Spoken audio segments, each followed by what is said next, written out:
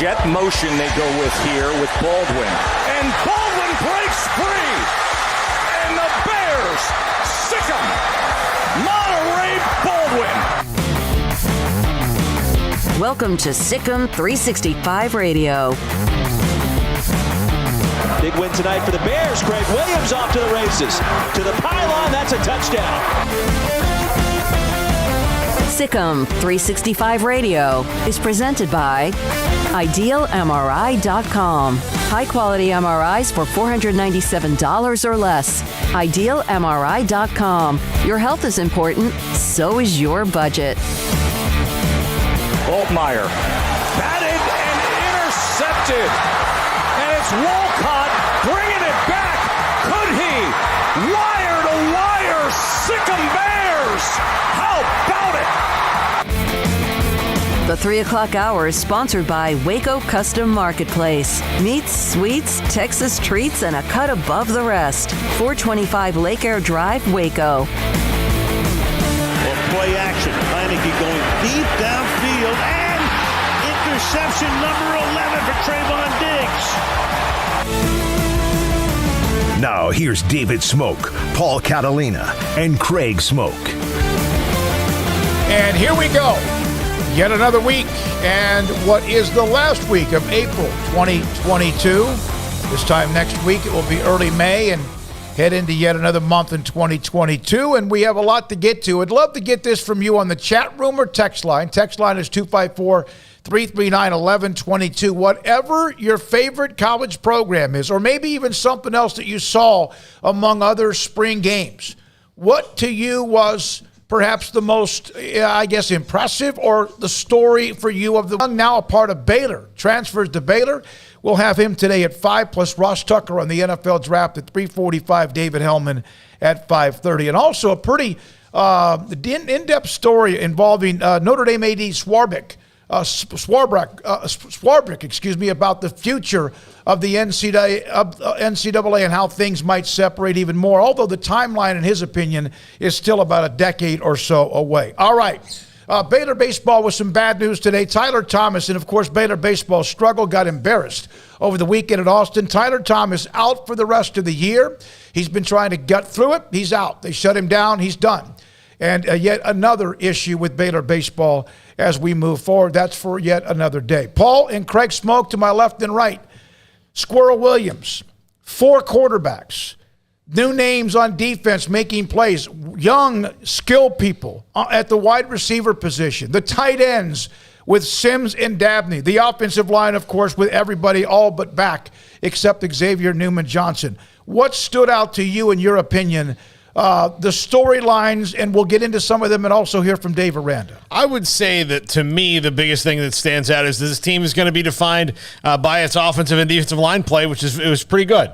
And I think that's how you win conference championships. That's how you get in the playoff eventually. That's how teams in the playoff win, is that up front they dominate. And it looks like they have the depth and ability to do that. Granted, it's the spring game, so what do you glean from it? I mean, I think it's cool that Squirrel Williams played. I think it's cool that Gavin Holmes played. I think that everybody contributed in their own way. But again, let's get to the regular season and see those guys able to contribute, hopefully, because that'd be great news for Baylor if they do. But there's still not a lot of experience at cornerback and wide receiver, and they'll do that. But I do think that they have enough athleticism to get by, but they probably need a steady hand of experience at both those positions going forward. I don't think the quarterback battle really had a surefire winner at the end. I don't think Gary Bohannon looked very good for a guy who all spring long was supposed to be, pretty in command of the starting quarterback position. I thought he looked about like he looked last year, quite frankly, and in particular had a awful throw when they were in the red zone that got picked and ran back for, like a 90-whatever pick six from Bryson Jackson. That was just one of those throws that he made last year that, or decisions or what have you that, at times cost them. And it just kind of was like, that felt like 2021. Blake Shapen looked good, I guess. I don't know. I didn't really feel like there was a quarterback that was just like, wow, he looks like the starter. But I also didn't think that Gary Bohannon clearly looked like the guy either. Tay McWilliams, it was good to see him run around a little bit, and Craig Williams as well. He looks healthy, and, you just hope that he stays that way. I mean, that's the thing with him and Gavin Holmes. It's like, yeah, let's get excited in March about it, in April about it. But, until we see those guys actually get through a season, then, it's kind of all just hope. So I hope that those two guys are able to continue on the path they're on right now. But I also know their history, and I, wait with bated breath and just hope that they can make it through the entire season and actually show for once what they're able to do fully. So it was good to see those guys. I guess, the lines, they looked good. It's a lot of youth, really, is what stood out. And then the young wide receivers, they are a group that does not have really any experience to speak of, basically. And, Dave Aranda even said it, Gavin Holmes is like the leader in the room. And there's guys that are younger than him that have played more than he has. Like, that's how inexperienced they are. So it was good to see those guys making some catches, the Josh Camerons and those types, the rest of the league, and see, veteran receivers. And for Baylor, it's literally nothing. Like, there's literally no experience at these positions practically. Monterey Baldwin, what can we say about him? We think he's going to be really good. What did we see from him last year? Like, one touchdown in the Sugar Bowl is basically what we saw, and a couple of other plays. But outside of that, we really didn't see him. Like, look at his stats. We didn't see him do a ton. So unless you were sitting there watching him block on an every play basis, then you didn't really glean too much. So I'm a little bit nervous still about the inexperience of the wide receivers, but those are just a few things. One of the things, though, is that when you had the receivers with Tyquan Thornton and R.J. Sneed, who, of course, is now at Colorado, and there were deep based on at least what we NFL draft this week, those I guess the holes that they left behind. The players they talked about, guys being really eager to step into that new role. So what's that like, just, seeing, your former players leave that mark and just seeing so much hunger from, the younger guys and other players wanting to step in? No, I appreciate that. I think last year's group, the issue was really belief with a lot of those guys. I thought, they had success before, and it was a whole other way of doing it. I think, the whole different personality and whole different kind of, they're thinking like this is like chicken soup for the soul, and they're going like, what's going on? You're not going to win with this stuff, And so I think to kind of get past that was the challenge, and to get the leadership to get past that and see that, or rather see it, that you can win like that was the issue. And I think this year, I think there's a belief in everything, but I think it's just human nature when you're playing, but you're not looked at as the guy, and the guy's in front of you, and there's the light is on him, and so there's now a shadow on you, so maybe you're less seen.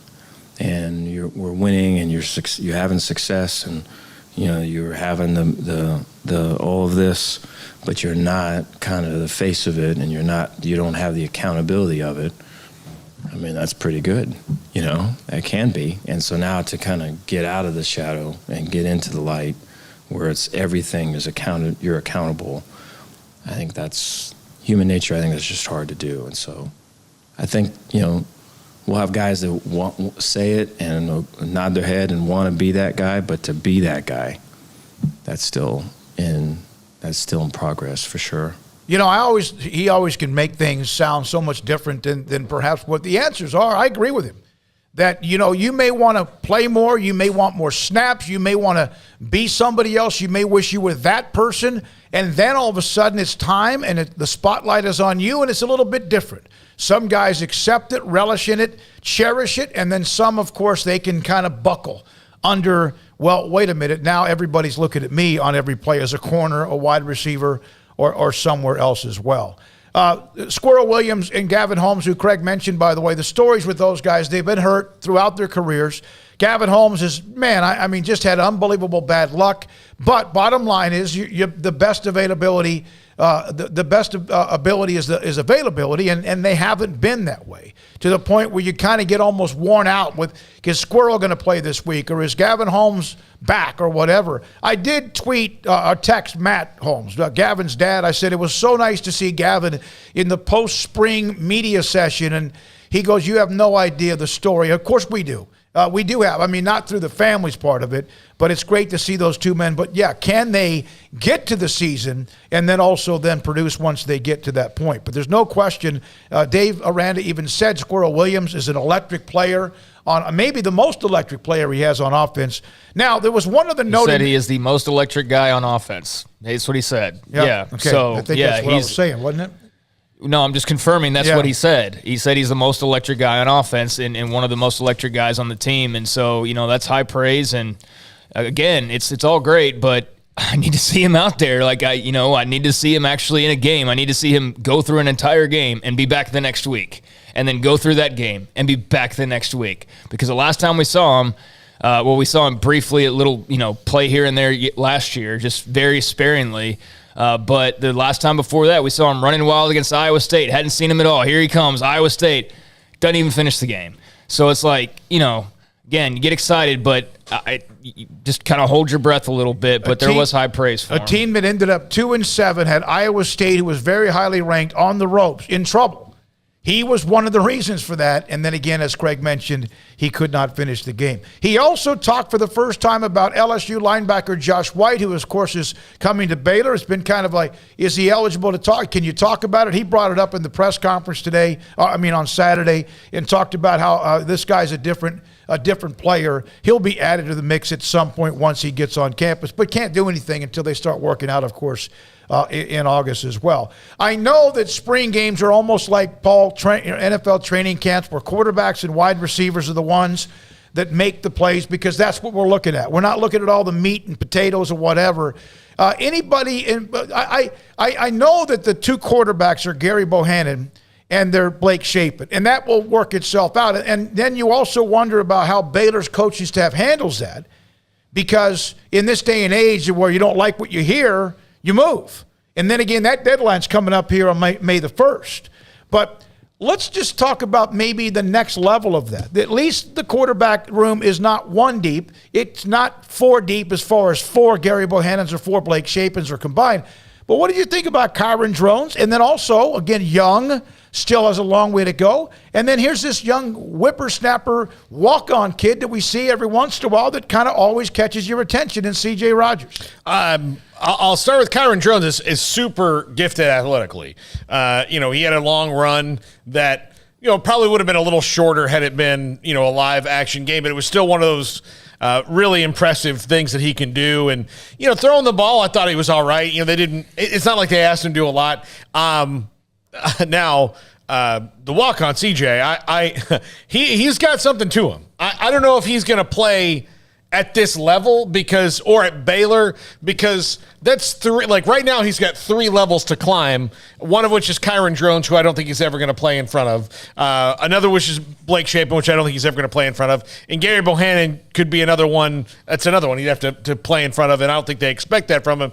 But I liked what I saw from him. He's got a little gunslinger to him. He's got multiple arm angles he throws out of. He's a little bit like Shapen in that regard. You can tell he's got some risk taker to him, and he's athletic and pretty impressive. But I don't know, like, I don't know if people should get too attached, because I think if he wants to play, he's going to have to go somewhere else. Yeah, I know that you're a big fan of his, and I know that the staff's, high on him as well, but I think if he's playing, that's a problem. I mean, I really do. I think that unless he's playing this year especially, because we don't know about the development later, but yeah, if he's the answer, then you probably don't want another question. Is that what you're saying? Yeah, because I don't really want to start talking about 2-3 years down the road, because we have no idea what that's even going to look like. The world may not exist in 2 years, so yeah, I'm talking about next year. If he's playing next year, that's a problem. I mean, there's no reason in my mind to see him jumping over 3 quarterbacks who all have more experience than him, and we're all, fully recruited scholarship guys, and I mean that as no disrespect to him, but I think it's like the backup quarterback's always the most popular quarterback. Well, I think there's a thing in college athletics where the walk-on that's a little bit better maybe than other walk-ons gets like the really, high praise, and you're like, oh, hey, he looked good. He made some good throws. He had one in particular with the wind aided, behind his back that helped a little bit, but it was a good throw nonetheless that would have probably found its mark, but, that helped on a deep ball. But, yeah, I mean, he looked good, but I'm not expecting anything from him. I'm really not. I think if he's playing, that means Baylor's on its 4th-string quarterback, and they've got much bigger problems than who the quarterback is at that point. As a matter of fact, when he was in, I was watching him, but I was kind of watching some other things, because it was one of the things, I got to just file him to the back. I watch Drones a lot, though. And because he, most of what I've seen from him, what we've seen from him is workout videos, and kid can work out. Like he is a weight room monster. He's going to be big and strong and fast, and he has a ton of athletic potential. I'm curious to see what happens when he gets reps with the first team legitimately, and to see how that goes, because I think he'll grow into that role nicely, and I think that they've got a nice plan with him. But for me, it's about Blake Shapen and Gary Bohannon, and I think that Baylor can be fine either way. And I have the top 5 is on this later on, but I think they can be fine either way, because they can adjust well. But I'm kind of with Craig here in that, like, if you want the full breadth of the offense, I think Shapen's probably the longer term answer. I don't even know if I agree with that. I just don't know if they've got a star at quarterback. I think they've got some good quarterbacks. I just don't know if they've got a difference maker. That's what I'm curious. I think Gary Bohannon has the intangibles of a guy who could be that, but for the arm strength and the running ability, he makes some decisions that you're just like, come on, man. Like, you can't do that. And that interception on Saturday was one of those where, just – it's you're in field goal distance, and instead you give up a pick 6. Like, you just can't do that. So the decision making is still where I'm a little bit unsure. But like the physical attributes and all that, I mean, yeah, you don't get much better than Bohannon. I mean, the size, the arm, the running, all that. I mean, that's all great. But again, it's up top too, and I think he's got confidence. It's not a lack of that. It's just and guys are going to throw picks. I understand, but. When that is the one time we get to watch him this spring, and it's kind of like, that's kind of like last year after hearing all spring about how great he's been. It's just like, so what really changed all that much? So, but granted, we don't get to see him on a daily basis. And I don't think that there was somebody that was out there that's like so much clearly better and the guy. I just think that everybody played pretty okay to good, and it was a situation where, yeah, maybe you walk out and you think C.J. Rogers played the best, but we clearly know that's not going to be, the pecking order when it comes to the fall. I also wonder if people remember Gary Bohannon because of the Sugar Bowl or because of TCU, which really the defense is why they lost the game against TCU, although he threw the pick at the end. Or do they remember some of the games in which he was really good, like Iowa State among some others? And do we remember Shapen because he was so brilliant in that first half before he got hurt against Oklahoma State in the Big 12 championship game? Also, people kind of like the backup quarterback. I think it's a good problem to have. It's up to Dave Aranda, Jeff Grimes, Sean Bell, and others now to make that decision, and we'll see that going forward. A couple of you in the chat room, Stephen McClure, Bayron Morton, might just win that Texas Tech quarterback job based on the spring game showing that he saw on Saturday, or was it Texas Tech? I guess was on Thursday. No, that was Saturday. Saturday? No, I thought Texas Tech was Thursday. I'm pretty sure they started after Baylor played, but I'll double check on that. And then there's a few West Virginia fans say the spring game was what we have a very good offensive team, deep at running back, very deep at quarterback, and some good receivers. And of course, West Virginia is going to get JT Daniels here that enters that picture as well. Texas Tech spring game was on Saturday. On Saturday, okay. TCU, by the way, Sonny Dykes of TCU will join us as one of our guests tomorrow.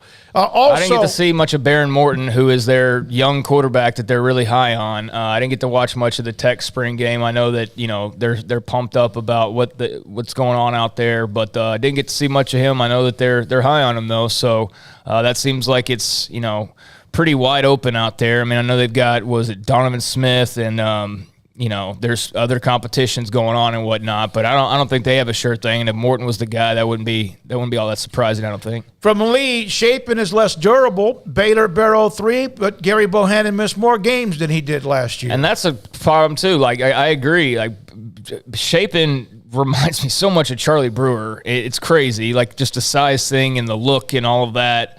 But also, the durability. Until he throws it. Until he throws it, he's a much better thrower, and he actually, and I'll just leave it there. But, he did get hurt in pretty quick fashion last year. I mean, he played like a game and a half, and then boom, there he is, shoulder injury, and he's out. And so, after having seen them go through this for like 7 years in a row now of, quarterback injuries at one point or another, that is a little bit alarming to me. It's like, can you rely on him to be durable for 12 weeks? And be able to stick in the pocket and take hits and be able to get back up and do that time and time again, week after week. We don't know because we saw him for like a month. And that's why after kind of starting the spring and saying, I think Blake Shapen's got the momentum and all that, I started to think back on it. I'm like, well, damn, I'm doing the same thing people did with Jacob Zeno, where we barely watched him play. We saw him throw it a few times, although granted, we saw Shapen way more than we saw Jacob Zeno in the championship game alone. And, there's that kind of hype that comes with just a flash appearance. And, 2-3 weeks isn't a flash appearance, but it is a drop in the bucket compared to how much we saw Bohannon. And so I did kind of back off that. And then watching on Saturday, I given him more of an even look. I do have questions about Shapen and his durability and whether or not they feel like he can, stick in there week in and week out. But, Bohannon has that question too after the hamstring injury last year. So, it's a bit of a puzzle. I would say if you asked me to assess where they are at that position, I'd say they're fine because I think they can win with either guy. But what if one of them doesn't like what they hear this week? Well, and that's their issue, and they can move on. I don't think that either one has really all that many options, to be perfectly honest with you. I mean, I think if either one of them says, okay, well, I'm out of here, well, congrats on your step down, because I don't think that you're necessarily going to Ohio State or, there's not going to be some grand jump to some massive program. So you're either going to stick. And, here's the thing, too, with these guys. Did you both play last year? Did you both start last year? Did you both play in meaningful championship games last year? Yes. Why? Because you were both hurt last year. So if one of you thinks that you're just going to go scot-free through the entire year if you're named starter, or if you're backup, that the guy's just going to stay healthy the entire time, well, okay, but I'll take the opposite side of that bet and guarantee that probably both of you are going to end up playing again somehow or another. But, that's one thing that you can weigh in there. You obviously can't predict injuries, but just given the history, history says that both of them are probably going to be needed. That's my point. All right, we'll take a break right here. We do have Ross Tucker on the NFL Draft at 3:45 today. We will also hear from Football Bob, Gary Comer, former longtime coach. He'll join us a little after 4 o'clock to break down what he saw of some of what we've discussed as well. And Matthew, Tech played on Saturday. I don't know why. We'll have Joey McGuire, Sonny Dykes, and I think one or two other head coaches on this week for sure. Sonny Dykes tomorrow at 3:25. A couple of other quick notes when we come back on some other college basketball, college football news as well. The draft is this week, which of course is really college football related. This is Sikkim 365 Radio and 365 Sports.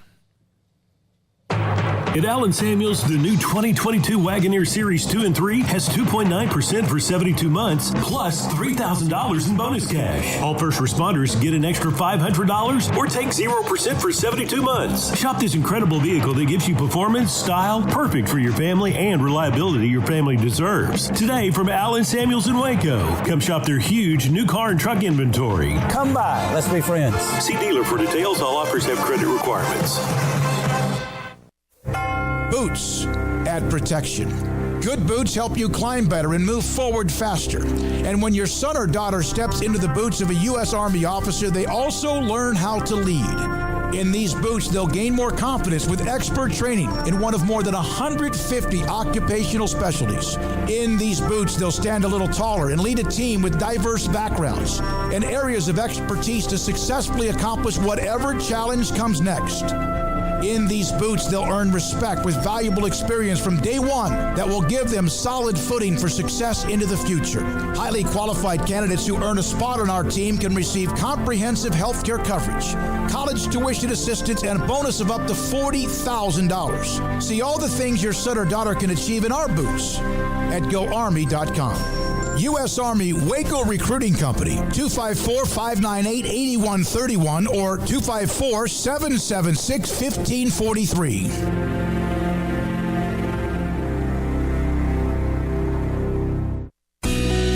Camille Johnson Realtors guide you seamlessly through the process of buying your dream home or selling your current one. Commercial, farm and ranch, or residential, Camille Johnson Realtors can smoothly and successfully lead you through any transaction. With a team of 28 experienced agents who are excited about serving you, Camille Johnson Realtors services the entire greater Waco area. If you're in the market to buy or sell, contact Camille Johnson Realtors, 104 Midway Center in Woodway, or find them online at www.camillejohnson.com. Camille Johnson Realtors, elegant, charming, warm. Welcome home.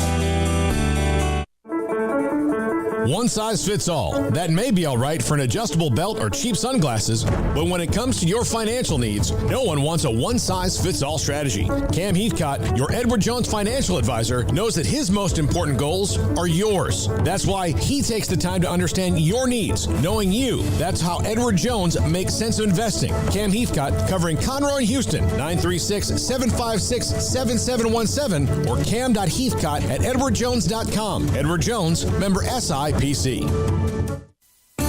There are 26 letters in the alphabet, over 600,000 words in the dictionary, and just 3 of them said together can change everything.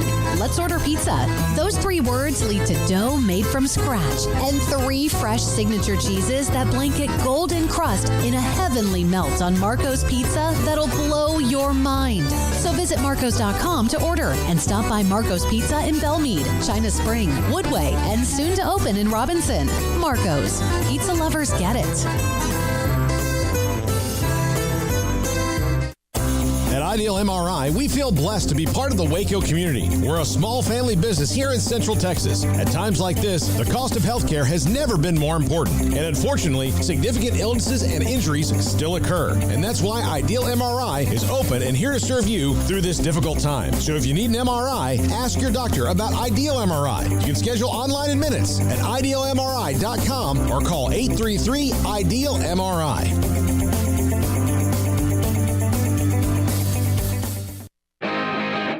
This is Sikkim 365 Radio. Text us at 254-339-1122. The Sikkim 365 Radio text line is sponsored by Riverbend Liquor and Wine, with the most extensive variety of craft beer in Waco. A hidden gem on Lakeshore Drive and 19th Street. Caleb Lohner, Brigham Young transfer to Baylor, committed to Scott Drew and his staff. At the end of last week, he'll join us today at 5 o'clock. We have that coming up today. Also, a couple of notes in men's basketball. Hunter Dickinson stays at Michigan. Caleb Love decides to come back. North Carolina reloading with pretty much everybody back. A.J. Griffin of Duke and Ochai Agbaji out. At least I think Agbaji keeping his options open, but those two are entering the NBA draft. And then there was the story about Nigel Pack at Miami. His agent said at Life Wallet is proud to announce Nigel Pack 24 is committed to Miami. The biggest life wallet deal to date, 2 years, $800,000, $400,000 a year plus a car. And that is the story from the former Kansas State star. You know, Miami is going to be really interesting to see in the NIL world what they can do, because they had a booster that was paying for everything back when they were really, really good, and he was also running a Ponzi scheme in Evan Shapiro. Now that those people can't get caught doing the other things, or I mean, not that the people are all over a Ponzi scheme, but now that it can be cool and you can't get in trouble to do it, not that it stopped a lot of people before, but now that you can't get in trouble to do it, Miami's an interesting little area of here's where I'd like to show my status and throw it on there.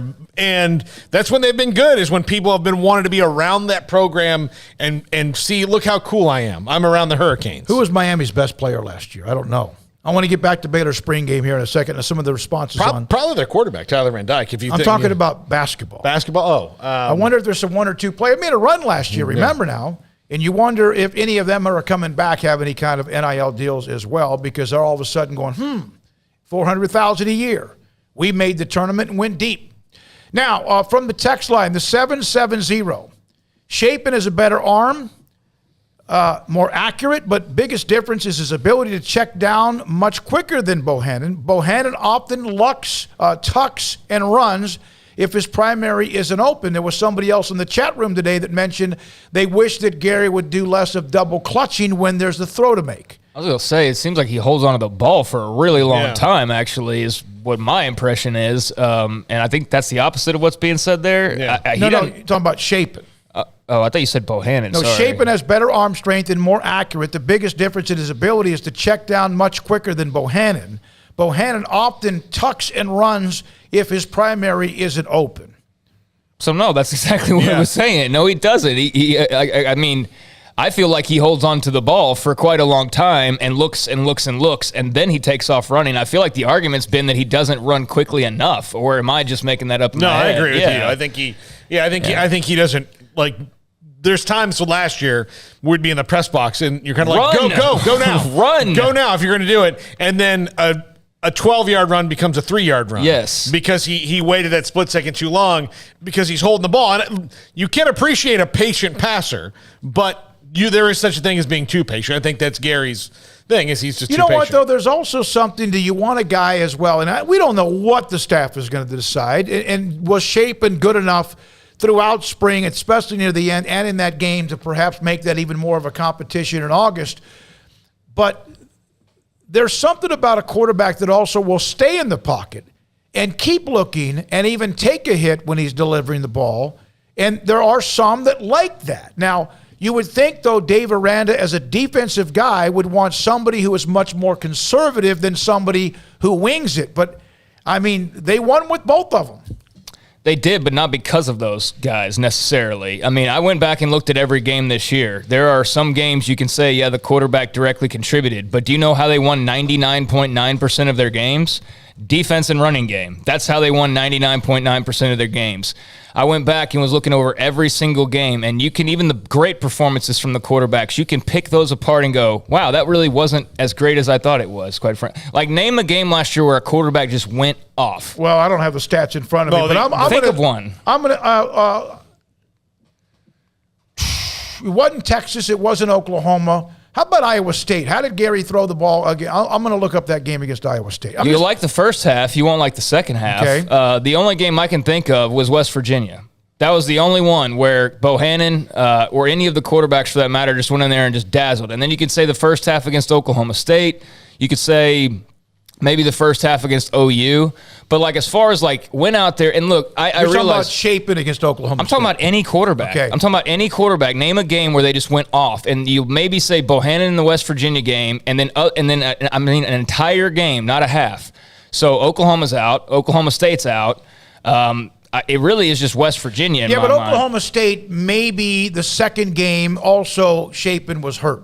Did that not affect it a little bit? Yeah, but is the end result? It's still evidence, I'm just saying, like, yeah, but it was what it was. It was the first half, and then he was hurt in the second half. So, yeah, maybe that would have been one, but it wasn't because he was hurt in the second half. So, I think there's a lot of room for growth there. That's what I'll say. I'm not as down on the quarterbacks as I probably sound. I'm not, but I do just think that there's a lot of room for growth there, and there's questions. And I don't feel like there's really just a clear-cut guy, quite frankly, of the two of them. Bohannon had 159 yards, 2 touchdowns against Iowa State. The only points Baylor scored in the second half, Ebner kickoff return, 96 yards and a field goal. So that's a what game, I mean. even though you look at the score and it's 31-29. The good news is both of them can help you win, but are either one of them that much better than the other to just be a clear leader? And that's what the staff has to deal with. This is what I'm curious about. If they can't run the football, can they win a game? No. That's my question. Well, I know what you're saying, because last year it was about the running game and defense, and that's going to be the style you would think they want to always play with Dave Aranda. Right. So do you have a guy in Chapin or Bohannon who can go in there and throw you to a win? And Chapin did it in the first half against Oklahoma State. He did that. But outside of that, there's really few and far between examples. West Virginia game, Bohannon had a great game that day, but that was also like week 6 or something like that. Yeah, there's 6 games. Yeah, so, I mean, that was pretty early on in the season, and that wasn't a very good West Virginia team. So, hey, there's one example, but beyond that, I mean, if you really go back and look, it's a mixed bag back there. And there's a lot of good, and then there's some bad, and there's just kind of some in between. But that's my whole thing with these quarterbacks is, like, we can argue over Chapin or Bohannon or whatever, but do they have a guy, bottom line, that if the chips are down and you don't have Abram Smith to rely on and you don't have a defense that's, keeping you in the game, so to speak, can they go out there and make a blank and play and put together a drive that kickstarts something? Because we just really haven't seen a ton of that. The TCU game last year, they fended, but they needed somebody to just take hold, and they almost did. And then Bohannon throws an interception at the end. So when the strengths are not the strengths on a certain day, can one of your, not weaknesses, but can a quarterback come in there and throw for 300 yards if that's what it requires for you to win the football game? And I don't know that yet because we haven't seen that yet. Chapin 20 of 34, 254, and 2 scores against Tech. They win at 27-24. Of course, Oklahoma State, he was incredible. But look at those drives, in the first too. half as well. Didn't have a lot of great just drives throughout that Texas Tech game. Yeah, and what's interesting is as bad as it was 2 years ago, last year was a step up. Without question, was a step up. And then therein lies the rub of, they don't have any experienced wide receivers. Maybe 3 now, steps up, yeah. So now you've got quarterbacks that, like Craig says, you're not necessarily going to expect them to go out and, Brett Favre it up for you when the chips are down and throw for 400 yards one day. They're just not probably what they're going to do. And even if you do need them to, if you're running backs, which I actually think they're pretty darn good at running back, even Squirrel Williams not involved in it, I think they can get by with that even if he does get hurt again. There's no wide receivers that have any experience, so there's not a wide receiver there that's going to help match and elevate the quarterback simultaneously. Like Tyquan against TCU last year, or other examples of him. Yeah, and I know it sounds like I'm being negative. I'm not. I'm just plainly talking about next year, kind of the expectations. You don't have to say, but you're being honest. This is your opinion, and from Robert Beekler, spot on, Craig, on your quarterback analysis. Yeah, I just don't want to make it sound like it's all negative is what I'm saying, coming out and just focus, because I don't want to make it sound like I'm negative on Chapin and Bohannon. I'm just unsure of the situation, and I'm not convinced that there is like a star at the position. I think they've got 2 pretty good players who both have their own faults, and that's fine because every quarterback in the country basically does. But, can those 2 guys, when the chips are down, like I said a second ago, lead this team if they can't run the football with their arms or with their own legs? I think Bohannon's got that a little bit more than Chapin does. And can they score? Like, here's one of my concerns for next year, for example. All right, you got all these spread teams coming in, right? All these air raids, right? Around the league. You got Texas Tech with Zach Kitley in Western Kentucky scoring like 1 billion points a game, although, obviously he had Bailey Zappi and like 15 transfer receivers from where he was from. But they had built something there, and they scored a lot of points. Texas is going to score a lot of points. Oklahoma is going to score a lot of points. Oklahoma State, Spencer Sanders is going to give the other team a lot of points, but he will also probably score a lot of points, and so on and so on. Sonny Dykes at TCU, they're going to try to score a lot of points. Can Baylor score a lot of points?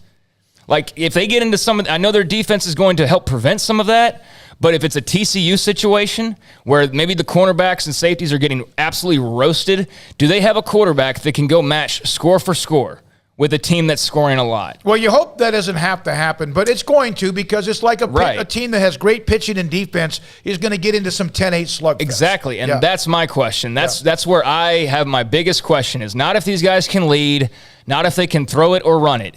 It's can they, in any situation that they're put in, when the time comes, be able to rise up to that occasion. And I think that they probably can. And I'm, probably not giving them enough credit in some regards, but it's something that I don't feel like we've really seen yet. And so I feel like we are going to need to see that at some point. Do you feel better? We got a break for Ross Tucker. Do you feel better about where they are in the quarterback room today than you did at this time a year ago? Yeah. Absolutely. Yeah. Because both have done it. Maybe not week in and week out because that's not the personality of the team, but they have done it. But do I feel as good about the receivers? No. Do I feel as good about the defense? No. Do I feel, but I feel good about the O-line? Yes. So, I mean, it's a different team. You can't have the perfect team coming back in April. You can't. But you're right. There are, and I'm not so sure with your running game. We saw Tay McWilliams. We see what he's doing. But, and obviously Squirrel all about health. And if that's fine, but Jordan Jenkins didn't pop on me, and I really like what he's going to bring to the table. And then after that, you weren't there for the first couple carries he got. I went back and watched. Yeah, and he had a couple he's got he's got that East Texas running back. But again, he's also with the second team line and all that stuff. I think their running backs will actually be fine. I really do. I think that based on the scheme that they run, and that's what the zone scheme does. It's kind of the evergreen running back situation. So as long as they are fit to the zone scheme, one cut, and make your decision, then they'll be fine. When we come back, Ross Tucker, the Ross Tucker Podcast, NFL Draft. Also today, just after 4, Gary Comer. We'll let him kind of help digest and spit out some of the things we've discussed when it comes to Baylor. And we are going to get to your chat room comments about from USC to Texas Tech to West Virginia to Texas to others and their spring games. And this is Sikkim. 365 Radio, 365 Sports. Are you a fan of locally sourced bourbons like TX, Devil's River, Balcones, Garrison Brothers? Well, the place you got to go, Riverbend Liquor and Wine, Lakeshore Drive and North 19th Street, behind the bank. One day Google Maps will update and put in the right spot. They used to be across the street. Now there's nothing there, so they're right pretty much directly across the street from where they used to be. You can go into Riverbend Liquor and Wine if you love craft beer, if you love bourbons. And look, they've got wide selections of everything, but what they really specialize in is those craft bourbons, those craft beers, those wonderful customer service that they have, and a speedy drive-through window that, believe me, you will not believe it. If you drive up and there's 4 cars in line, don't even worry about it because they're going to move right on through. Riverbend Liquor and Wine. Find out more on their Instagram page or just stop by Lakeshore Drive and North 19th Street in Waco. Cars priced right both day and night. At Richard Car in Texas. Trucks built for you, red, white, and blue. At Richard Car in Texas. Cars that zoom with lots of room. At Richard Car in Texas. Count on us, a dealer to trust. At Richard Car in Waco, Texas. Did you know that 1 out of every 4 men have symptomatic low levels of testosterone and don't even know it? And if you think you're too young to worry about it, guess again. Low T levels can make you feel tired and grumpy, cause weight gain, and wreak havoc on your sexual desire and performance. Petty Clinic Low T can set up same-day blood screening and results, so if you're tired of being tired, I challenge you to man up and Google search Low T Waco or go online pettycliniclowt.com. It's a private clinic with an atmosphere catering to men. Affordable, only $150 a month, includes lab work, office consultation, testosterone injections, follow-up visits compared to $395 a month in Dallas or Austin, and you don't have to fight the traffic. Petty Clinic Low T as board-certified physician consultations will provide the best form of brand-strength testosterone available. Contact Petty Clinic Low T today, just off Highway 84 and Old Hewitt Drive in Woodway. Petty Clinic Low T, helping men become the high-performance men they deserve to be. PettyClinicLowT.com or Google search Low T Waco. In the market for a quality metal building? Since 1943, Pioneer Steel and Pipe has helped Central Texas residential and commercial customers with metal building design, panel options, building components, and trim options. Pioneer Steel and Pipe's residential line is energy efficient, offers low maintenance, reduces insurance payments, is impact resistant, and carries up to a 45-year limited warranty. In addition, they can also help you find a metal building contractor for your project. Pioneer Steel and Pipe with locations in Waco and Bryan and at pioneersboys.com.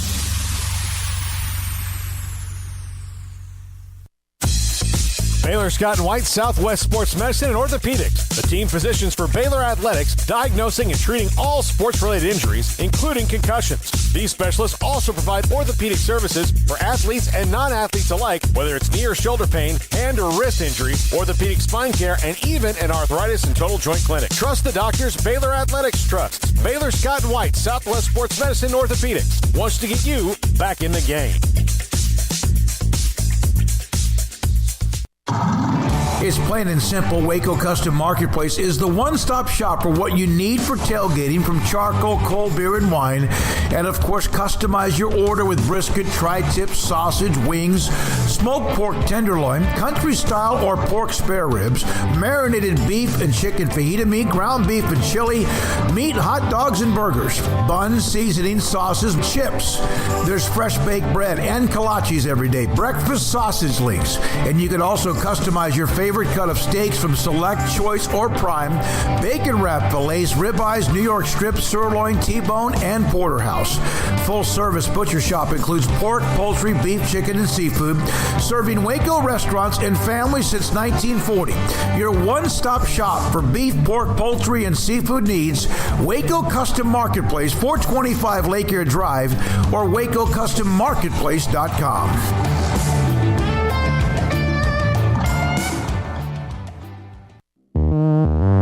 Welcome back to Sikkim 365 Radio. Have you subscribed to our YouTube channel?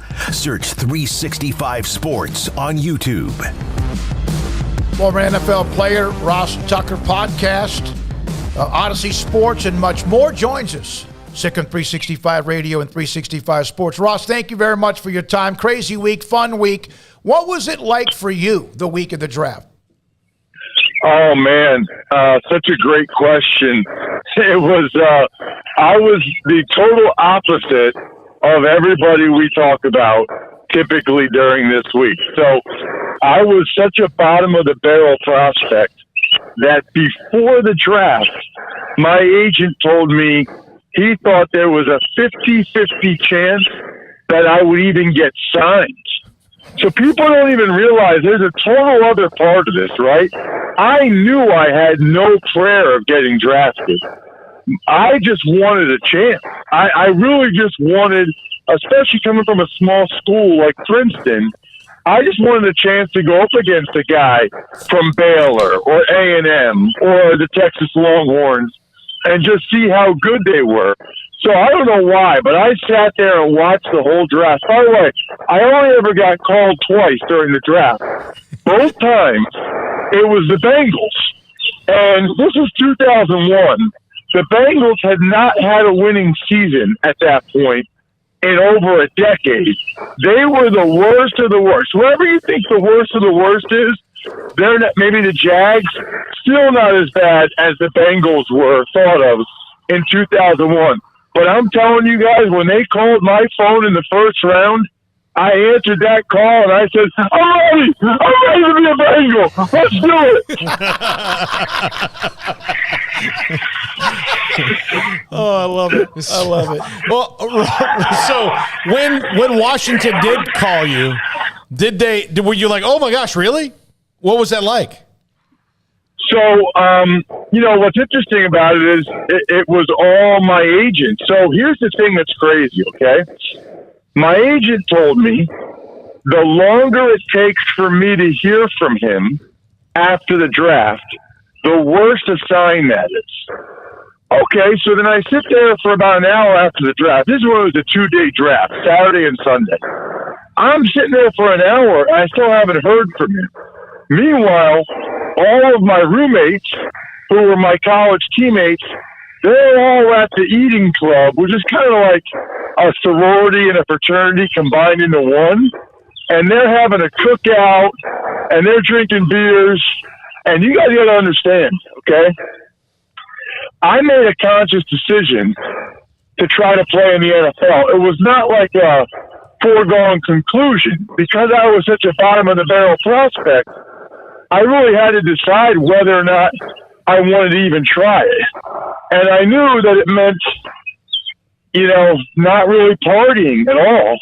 My second semester senior year of college, which my roommates were partying every night. Every night. And I was getting up at 5:30 a.m. to work out.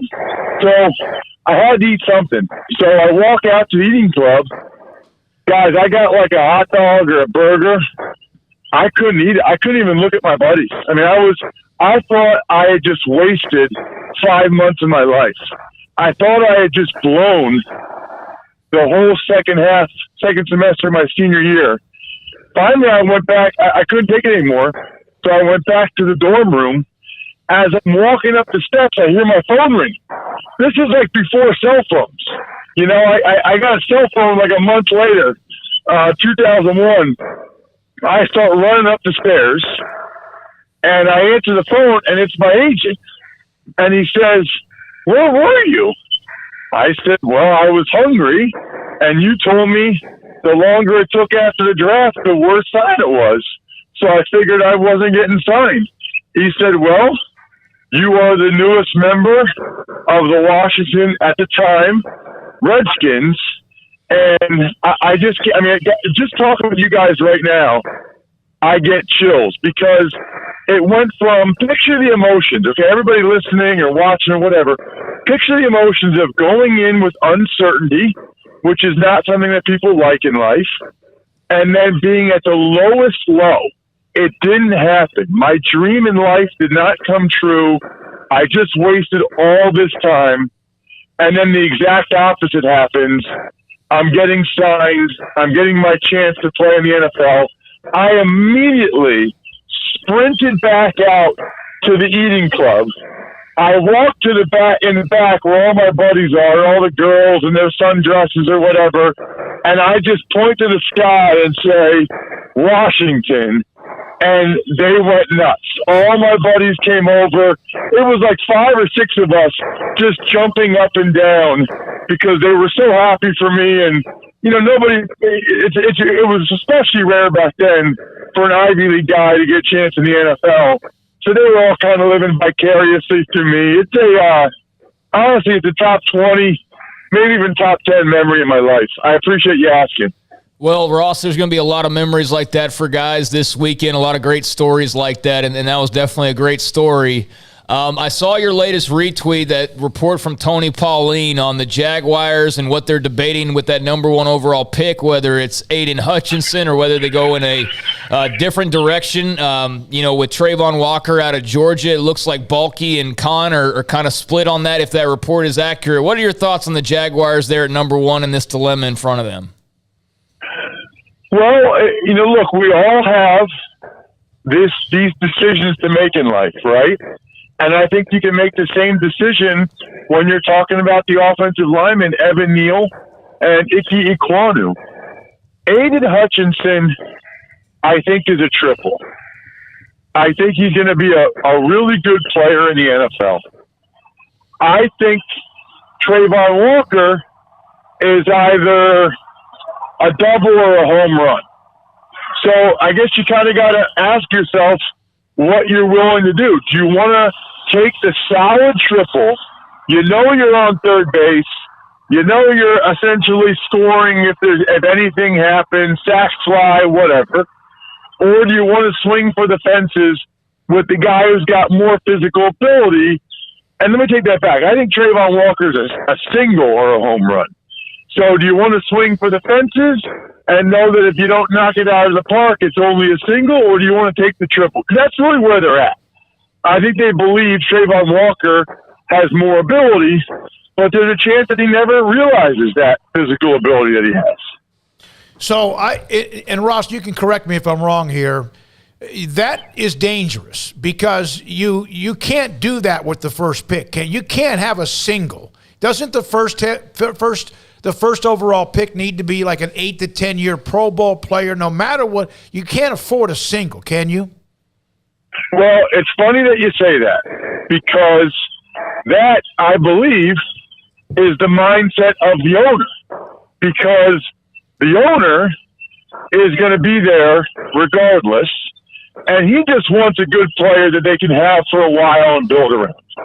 I think Balky realizes if they don't really do something special and get this thing turned around, maybe even this year or quick, that he's probably gone. So I think Balky's like, you know what? If I'm going down, I'm going down swinging. I'm going down going for the home run. That's my belief of what's going on here. I guess I just don't understand, if you're Shad Khan and you don't trust Balky to make the pick, why is he your GM?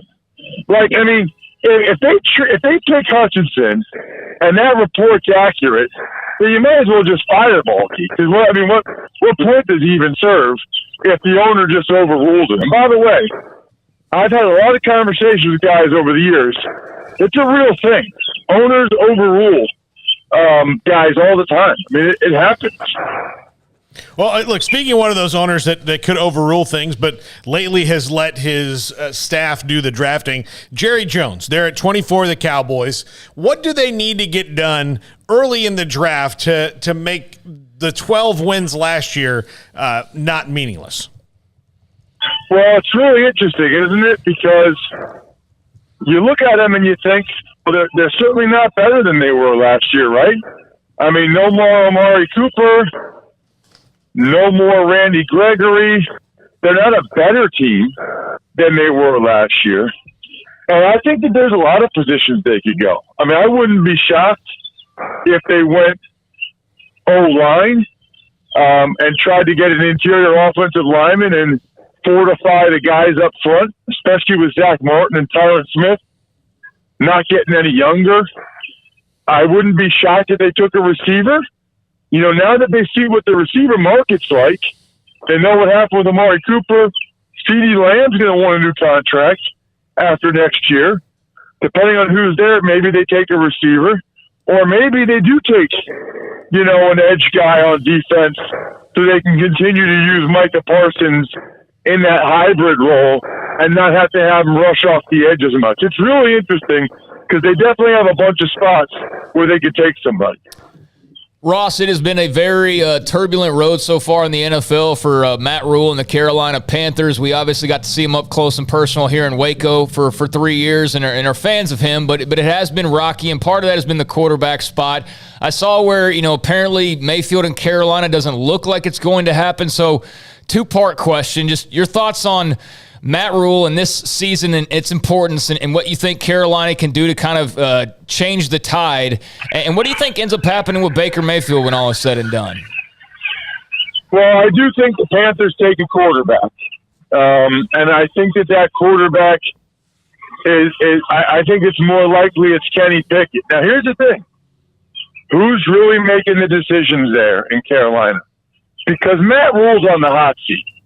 And I don't think he can afford to wait for Malik Willis to develop. I think he needs to have a kid come in and play really well and play really well right away so that the owner has some faith that they've got something to build on and they've got something going. I think that guy is Kenny Pickett. It's been well documented, but Kenny Pickett's from South Jersey, and, you know, Matt Rule actually got him to commit to Temple when he was at Temple. And then Matt Rule left for Baylor, and Kenny Pickett said, forget that, and he went to Pitt. But they obviously have a bond, and, you know, I think it's interesting that Pickett isn't getting as much love as Joe Burrow got that last year. I know people say, well, Ross, Joe Burrow won the national championship and blah, blah, blah. Well, yeah. But Joe Burrow had Jamar Chase and Jordan Jefferson. I mean, he had like two of the top 5 receivers in the NFL he was throwing it to. You know, Kenny Pickett did not have that. So I think you can have a great last year. The issue with Pickett a little bit I think he's like 24 or almost 24. I mean, he's really up there. But again, Matt Rule doesn't care about that. Matt Rule cares about this year and this year only. Ross, Baylor's got a handful of players that will most likely get drafted. Jalen Petrie seems to be, without question, the highest rated among them. He's just a football player. He, of course, is an All-American at Baylor. What have you seen from him? What are your thoughts about him in the NFL? Well, my thoughts on Baylor in general, I'm going to be more general. It's unbelievable the athletes that Matt Rule has brought in there. You know, I saw it firsthand because I live outside of Philadelphia. Their philosophy, kind of going back to talking about the Jags, they would take guys with traits. So whether it's high school recruits or Rule, at Temple, or now that Rule when he was at Baylor, I mean, how about the track numbers for the Baylor kids? How about what they did at the Combine? I mean, they bet on speed and athleticism and the belief that they could coach them into being better football players, and it worked. I mean, a lot of these guys that they're getting drafted all turned into being really good football players that, gave them that opportunity to win the Big 12. Ross, I don't want to forget because it's Mother's Day coming up and then Father's Day, but my front page story is something you do, and it's a cool gift. It's something unique. In fact, I don't know if there's anything like it out there that you could really gift that is similar. Tell people about my front page story. Yeah, no, we've talked about it before. I know with your background as a writer, you'll especially love it. It's the best Mother's Day gift I've ever heard of. You talk to a writer for 10 minutes, they write the most unbelievable story about your mom or your wife, whoever, and then to be able to give her a framed story written all about her, it's just the coolest, most unique gift that's out there. And I can almost guarantee she'll cry. Like when she looks at it and knows that you got her a story written all about her, and then she reads the quotes about how much she means to you, I'm very confident she will cry in a good way and you will win. MyFrontPageStory.com, MyFrontPageStory.com. Ross, thank you very much, buddy. Appreciate your time. Ross Tucker Football Podcast. You could follow him on Twitter at Ross Tucker NFL. Former player, what a story that was about the week of the draft and the day of the draft as well, the weekend of the draft at Ross Tucker Pod, also available with NFL news. When we come back, Gary Comer, Football Bob on the message board, Sikkim365.com, his thoughts about the Baylor spring game and what he took out of it. Brad Sham, the Hall of Famer, at 4:30 Sikkim, 365 Radio, 365 Sports. If you have an ache, a pain, something that really hurts, your doctor wants to get a better look at it, and he suggests or she suggests an MRI, you tell them, and they know about Ideal MRI in the Central Texas Marketplace in Waco, just on the southern part off the access road off I-35. One, they have a state-of-the-art technology MRI machine. It will find whatever it needs, whatever area hurts you, whether it could be something with a ligament in your knee or something that could be a muscle in your shoulder or anywhere else in between. The state-of-the-art technology MRI machine will find the evidence of what hurts you, that shuts you down. And even better as well, that's important, but also save you tons of money. An MRI is $497 or less every single time at idealmri.com. And the average MRI is $1,100. You can do the math over and over again. Not $497 and then it jumps. It's $497 or less every single time at idealmri.com. 1, 2. I'm in love with a man named Rudy. I'm okay with that. He knows exactly what I want. He keeps me coming back. He cooks breakfast, lunch, and dinner for me. Does the dishes too. I'm in love with a man named Rudy. Last name Barbecue. It sure is easy to fall in love with Rudy's Tasty Oak Smoked Barbecue. Next in line.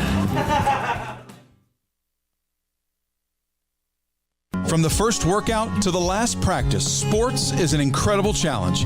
Hi, this is Dan Ingham with the First National Bank of Central Texas, and we're proud to support each athlete, every parent, and our educators. From families, small businesses, to the biggest industry, we're here to help. With remarkable products like First Free Checking, we've got banking ideas that fuel big dreams. The First National Bank of Central Texas. Familiar faces making local decisions. Member FDIC, Equal Housing Lender. Automatic Chef Canteen is a full-service micro-market vending and office coffee provider with state-of-the-art vending equipment, a wide variety of products, and offering custom-fitted micro-market vending office coffee solutions for your employee break room. You want a full break room solution and a workplace oasis? Well, Automatic Chef Canteen, locally owned and operated for over 50 years in Central Texas, also includes in-house mechanics on call 24/7 for fast, reliable service and maintenance. Automatic Chef Canteen, 6900 Imperial Drive in Waco, or online at automaticchefcanteen.com. Do you or your kids get nervous about going to the dentist? Stonewood Dental, Dr. Steve Childress, he can help. I've spent a career taking care of patients who as children had bad experiences, and now they're adults that hate going to the dentist. If I get a kid at 3 years old and they come every 6 months and it's a happy experience, it's normal for them. Now they have an accident at 6 or 7 or 8 at school. Now they have a broken tooth or a trauma. And they have to come here. They're used to lights. They're used to water in their mouth. They're used to experience. They already trust us. It's amazing what we can do with that kid without it being a negative thing. But if I see a 6 or 7 or 8 year old that's never been to the dentist, and now they have a trauma or an unfortunate unexpected toothache, it's harder to do that for that kid and it not be somewhat of a negative experience. So bottom line is I try to teach kids and adults and teenagers and everybody the way I'd want my family treated, which is where it's a necessary part of life. You just take care of it. It doesn't have to be that big a deal. Learn more, stonewood-dental.com.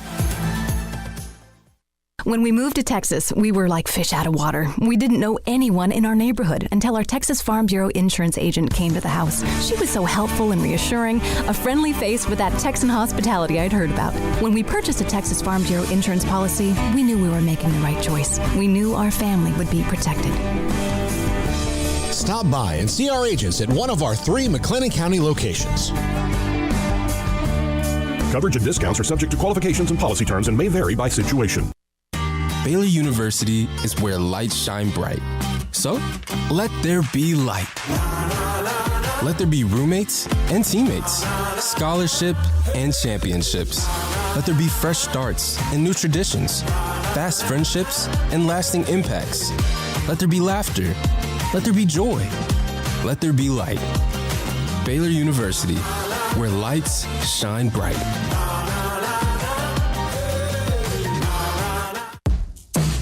Welcome back to Sikkim 365 Radio. Here's Pollard. Over to Pollard. Turn it on. Carlson. He gets past him.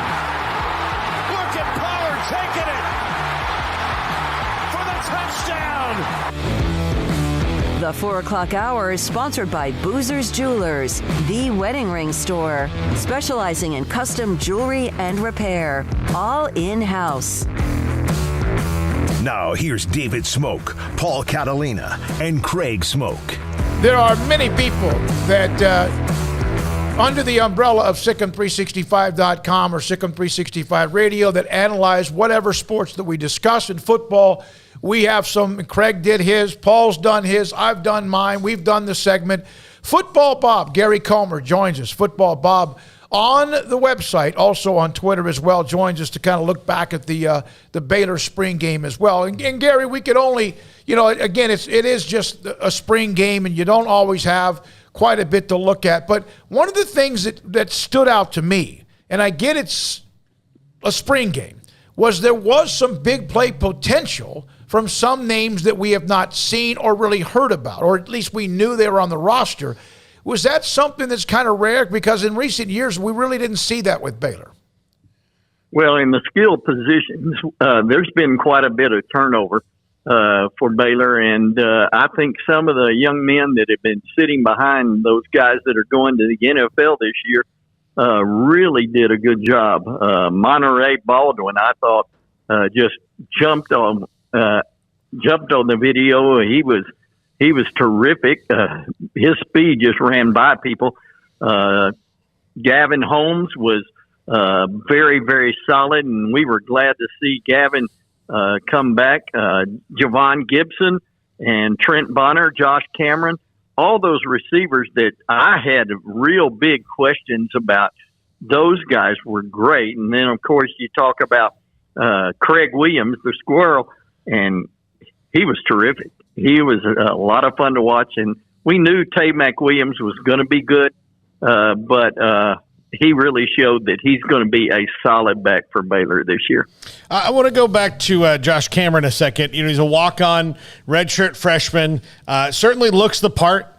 Gary, absolutely. You know, with the way he's built, he made a really good. It wasn't much of a yardage catch, but a really good catch going away from his body on the sideline down in the red zone. What are your overall expectations for him? Well, I really like his size, and he's got great hands, because the catch that you're talking about, Gary Bohannon threw it perfectly. There was an underneath man in the throwing lane, and so he had to widen the throw. Cameron makes a great adjustment to the ball and catches it with his hands before he goes out of bounds. In fact, he was able to turn upfield. That's a very athletic play for a young man, especially, you know, he had a little bit of jitters the very first time he got the ball thrown to him, and the ball went right through his basket, missed the ball, but he comes right back and makes that catch, and I was very impressed. Gary, what were your thoughts on the quarterbacks? Obviously, a competition going on all spring long, and this is the final showing, so to speak. Gary Bohannon, Blake Shapen, the main contenders, but we got to see some other guys as well. So what were sort of your overall thoughts? Well, I thought the number 3 and number 4 quarterbacks looked really good. I think Drones and Rogers are going to be very good.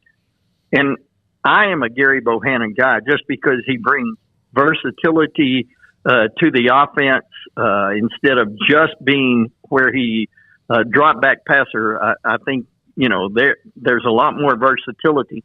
But there's no denying the fact that in this scrimmage, on this one day, that Blake Shapen looked better than Gary did. I mean, Gary's good. He is terrific.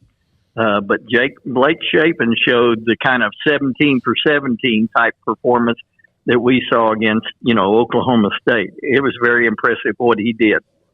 So what separates, there are two different styles, Gary and then Shapen. In your opinion, has Shapen done enough? And I know you're not at practice, but for what you've seen, what will it take if you were on that staff to make a decision about who your starter is, or do you feel like that's still way down the road, maybe August, September? Well, I think that Coach Aranda really wants to make a decision, and I think they're having those meetings with players this week, and I think that probably there is going to be a decision here. You have to weigh a lot of different things. Gary Bohannon could be a great dual threat quarterback, and that would really balance the run game.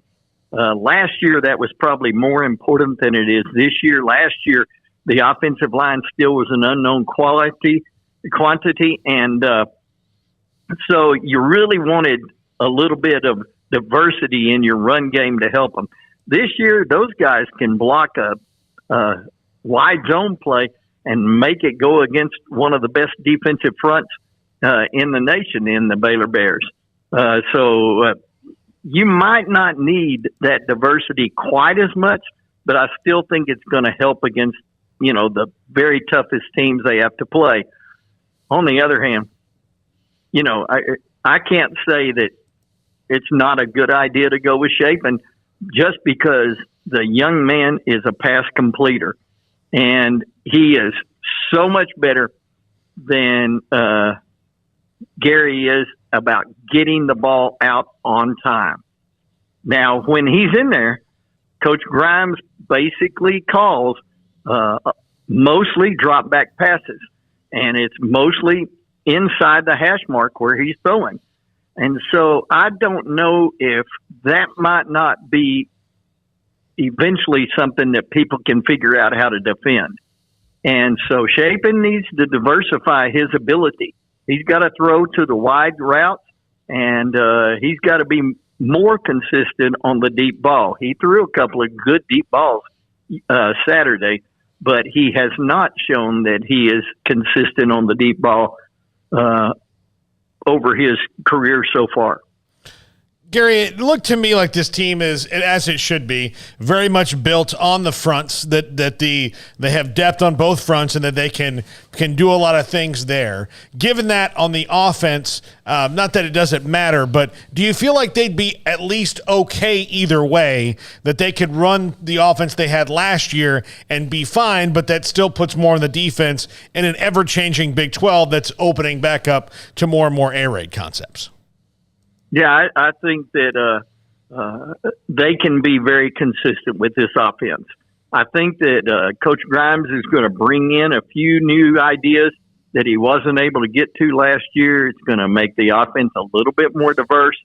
I think that if Shapen is the quarterback, that it will look more like an air raid type thing. It'll be 3 and 4 wides and a tight end, and people are going to be running intermediate routes like they do in the air raid game. Now, if Gary's the quarterback, it's going to be a diversified run offense. You know, in the best world, Paul, I really believe that going with Gary as the starter and running that running game with both the quarterback and the running back being both ball carriers, and then throw in the play action pass and throw in some drop back and just keep running Gary until he either can't do it or he gets hurt. And then if he gets hurt, jump in there with Shapen and run that drop back pass and just keep on going. I think Baylor's in a great situation. If both of those guys stay and nobody goes into the transfer portal, Baylor's in a great situation. No other team in the Big 12 has that quarterback situation like Baylor does right now. Gary, obviously they're not going to throw out the full playbook in a spring game, but was there anything that you noticed that was all that different from last year defensively in terms of the players they're replacing, like a Petrie and Bernard? They don't have those guys anymore. They're going to have to do things a little bit differently. Was there anything noticeable on that front? Well, the biggest thing that I noticed is that they were playing really base defense. They didn't do much stunning. They did almost no blitzing, and that defense was still very good. They held the line of scrimmage against a very good offensive line. Early on, there were a couple of plays where Tay-Make Williams got a little bit of a gash and made 6 or 8 yards, but they didn't give up the big play in the running game. The concern, I guess, would be the big plays that they gave up over the top. And, of course, some of the guys that gave those plays up probably won't be playing as much as some of the guys that are on the number one defense. Gary, sometimes spring games can be just, they can be sluggish, not look good. Do you feel like this one overall was well played? Yes, I really do. I think this was the best executed spring game that we've seen since Coach Briles left. Throughout Rule and early on with Coach Aranda, some of the performance in the spring game has been a little bit ragged. 1s, 2s, even 3s on Saturday played pretty well. There were very few actual errors or mistakes in regards to not knowing what you're doing or not doing it correctly. Now, you got beat every once in a while when somebody ran a good stunt or that they had the right play call when you were moving one way and they were running the other. There were some good plays there on both sides of the ball. But execution-wise, this was great execution. Gary, when did you get a chance to lock in at all and watch Jackson Player? Yes. Boy, he's impressive. I mean, Baylor has three quality nose guards. Apu and Player and Ogmanaya. I mean, those three guys are, it's going to be terrible to be a center that has to go up against those guys for a whole game. They're going to test those centers, no doubt about it, in the Big 12. Those guys can play. And I was very impressed. Jackson Player was playing base technique against a really good player, and he was holding his own. Jacob Gall is good. And Jackson did a lot of playing against him. And Jackson did great. Gary, if you were looking at this roster the way it currently stands and you were looking to go to the transfer portal, we know they got Josh White coming in. Are there any positions that jump out to you that you think that they make sense for Baylor to pursue this offseason? I'm a little bit shaky about the safety position. And even though I was very impressed with the receivers, I'm still thinking that it would be great if Baylor could go get, a guy like Tyquan Thornton. They're not all out there, and they usually don't move. It'd be difficult to get a guy like that, and probably can't get a guy like that. But if that was possible, I would say that those are the two things that I think that they might want to address in the transfer portal. Okay, you mentioned players who have had injury issues and history, unfortunately, with Gavin Holmes and Squirrel. You saw what they could do when they're out there, but as we've discussed on this show, now they got to go do it, and they got to be available every week in and week out. Yeah, there's going to be some bumps and bruises. How frustrating can it be when you have two like that appear to be able to make plays, but you just always hold your breath, it seems like, every time they take a hit? Right, it's just tough. I mean, can you imagine being the player and just knowing that? I mean, that's got to be so hard for them. And, of course, it's hard for the coaches as far as, we love this young man and we think he can do great things for us. But how long can we count on him being there? The nature of overcoming injury is that, for the most part, once you've done the rehab and once you've broken it in a little bit, you're good to go. And it doesn't mean that it's going to happen again. Now, in Gavin Holmes' case and Squirrel's case, it has happened again. So you wonder if there's some structural problem there that's causing that. But on the other hand, you just got to go play. And so, if it happens, it happens, but play hard until it happens. And don't worry about it. Hey, Gary, thank you. I almost said, hey, Bob. Football Bob on Sikkim365.com and also on Twitter. Great to hear from you. How you doing? Everything good with your health? Yes, it looks as though that my cardiologist is looking to do a couple of other things, and so that's out in the future. But really, health-wise, I feel really good. Thank you very much. That's great news. Thank you. Gary Comer. Longtime football coach, football analyst on Sikkim365.com, Sikkim365 Radio.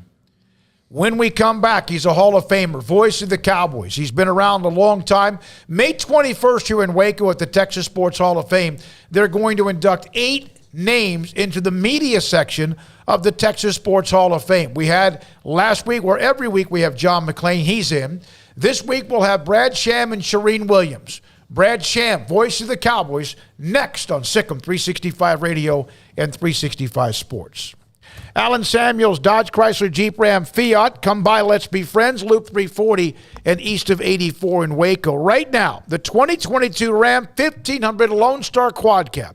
Total values up to $6,500 or get $3,000 in bonus cash and 2.9% financing for 72 months. First responders get an extra $500. The 2022 Wagoneer Series 2 and 3, 2.9% financing for 72 months plus $3,000 bonus cash. First responders get extra $500 in cash. I drove that Wagoneer Series 2. It is fantastic, and the Series 3 is extra special as well. What you need, Ram trucks, back-to-back Motor Trend Truck of the Year. Their vehicles have been rated high. In fact, quality from J.D. Power. all of that, and they have a lot of cars on the lot. It's Alan Samuels, Dodge, Chrysler, Jeep, Ram, Fiat, Loop 340 east of 84 in Waco. With so many companies and policies out there, it gets so confusing shopping for insurance, and I never know if I'm getting the policy that's right for me. Luckily, I met the team at the Niche Group Insurance Agency. With the Niche Group, you can go to one company and get access to coverage options from many insurance carriers, and you get to speak to a real person about your specific coverage needs. With the Niche Group, I know I'm getting the right coverage at the right price. If you need insurance, talk to the experts at the Niche Group at 1-800-258-8302. Did you know that Waco Regional Tennis and Fitness is a partner of the City of Waco? Did you know that we are open to the public? Waco Regional Tennis and Fitness offers day passes to the public for only $10 a day, and we offer money-saving memberships. Waco Regional Tennis and Fitness offers over 40 group exercise classes each week, including bar, yoga, boot camp, indoor cycling, and more. There are free weights, weight machines, TRX, rowing machines, stationary bikes, new treadmills, elliptical machines, and much more on the spacious weight room floor. Personal training available where you can be encouraged to grow. Sauna, whirlpool, tanning bed, and kids club. 17 tennis courts, 8 pickleball courts, youth and adult tennis and pickleball lessons. Waco's premier experience, where you can help your mind, body, and soul. Visit our website at wacotennis.com. Call us at 254-753-7675 or visit us next to Hawaiian Falls on Lakeshore Drive in Waco.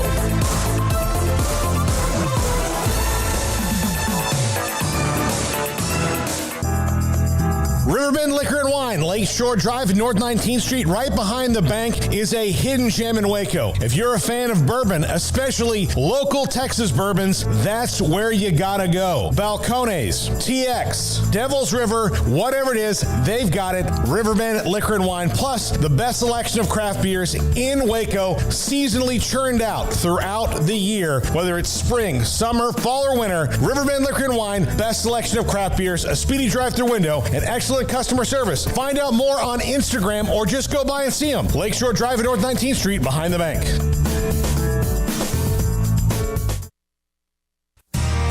How did Edward Jones become one of the biggest financial service companies in the world?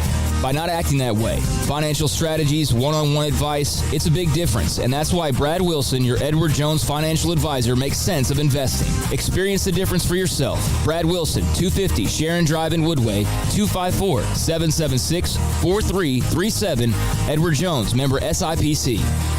Brad Boozer, Boozer's Jeweler, joins us on Sikkim 365 Radio. Boozer's Jewelers on the corner of Valley Mills and Lake Air Drive. It's a staple of the Waco economy. And you're about to approach this time of the year where you have the holidays, special gifts. It's not that you don't have that every single day. What are some of the things you have coming up? You know, we kind of call ourselves the wedding ring store. We do all of our own custom work in-house. I've got 2 expert jewelers on staff every day. We can make anything from scratch. We kind of pride ourselves. Probably 9 out of 10 every engagement ring we do is actually made custom to what the customer wants. People look at that, oh my God, I can't afford it. I can't afford something like that. You've shown me examples that you could fit pretty much any budget. It doesn't cost any more to custom make something. You still have gold, you still have diamonds, and you still have labor. Best thing about a custom piece is if you have any old jewelry or heirloom jewelry or something passed down from a grandma or somebody, we can take that jewelry and use it towards your wedding ring for the sentimental value, and then you've got the product, and then it's just a little bit of labor and a little bit of design on your part of what you actually want. You want to know why they're successful? Brad Boozer, the owner of Boozer's Jewelers on the corner of Valley Mills and Lake Air in Waco.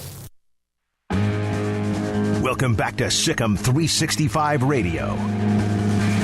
The Sikkim 365 Radio app is sponsored by Alan Samuels Dodge Chrysler Jeep Ram Fiat in Waco. Your friend in the car business at Loop 340 and east of 84. Come by. Let's be friends.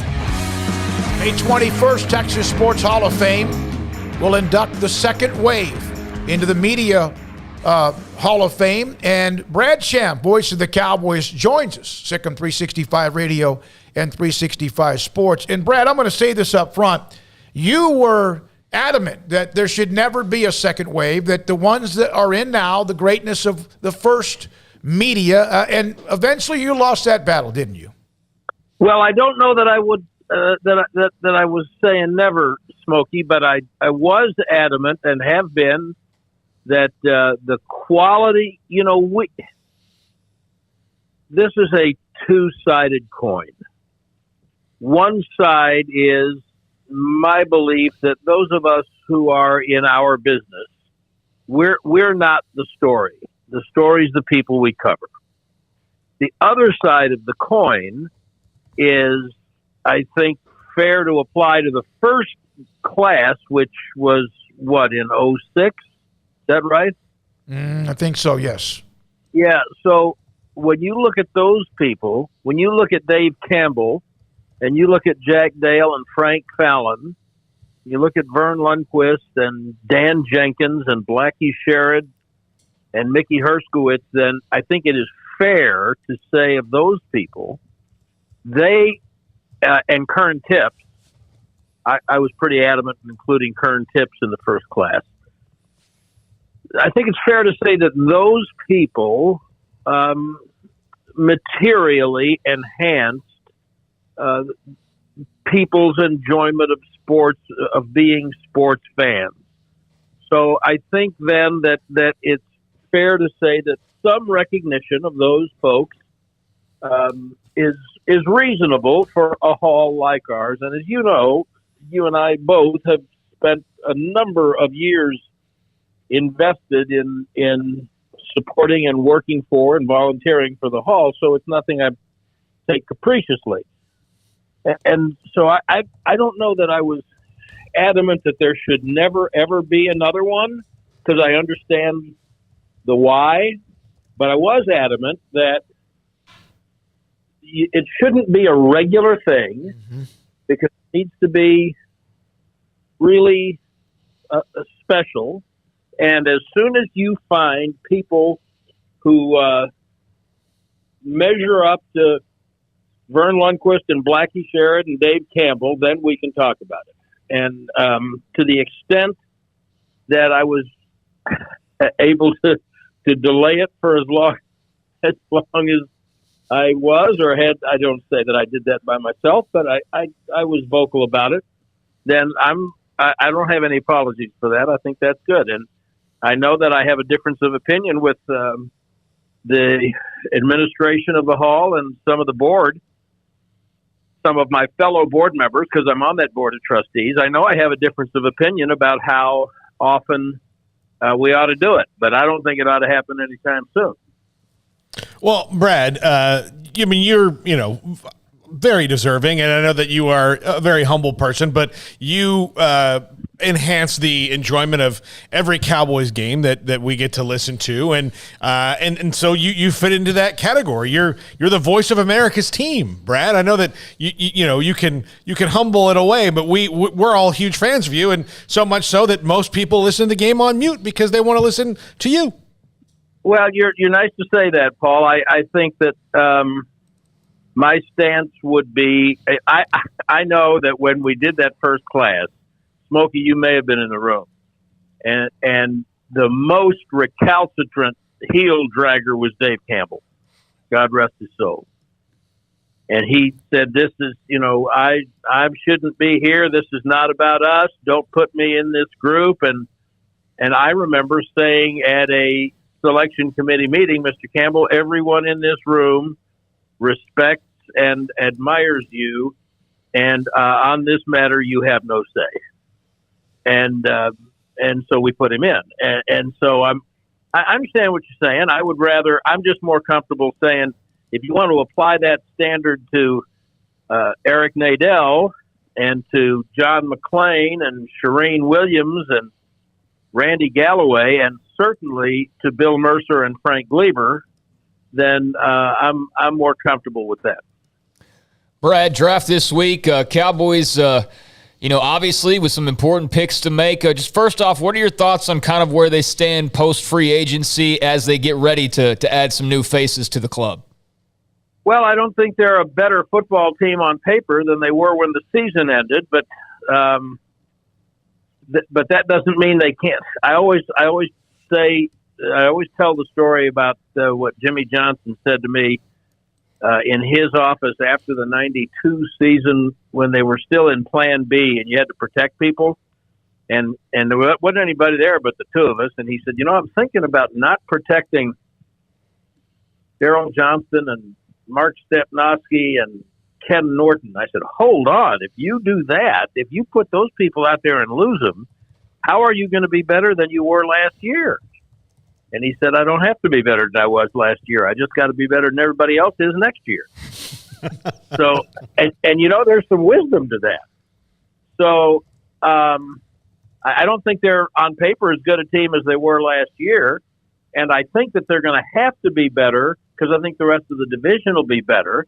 But that's just me thinking right now in April before the draft. I think they've got a lot of ways to go. I don't know if they're done with free agency, by the way. It's very interesting to me, some of the names, veteran players who might be useful. And so my suspicion is that they are going to see how things play out.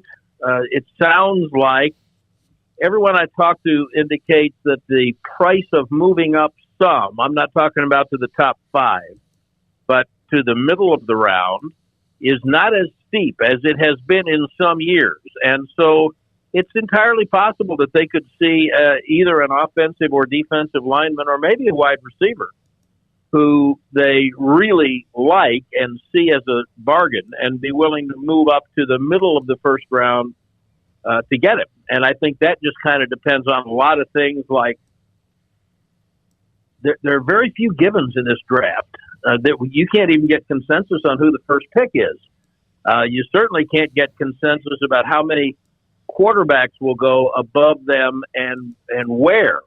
And with quarterbacks, and I think this year wide receivers, once you start, then the dam's going to break and there's going to be a run on it.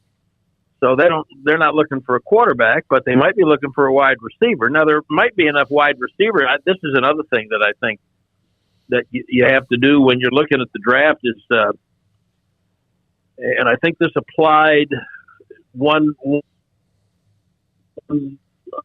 fairly, well, it's not recent anymore, but the top of the second round to get DeMarcus Lawrence after the first round because they were looking for a pass rusher and they didn't think there was another good one.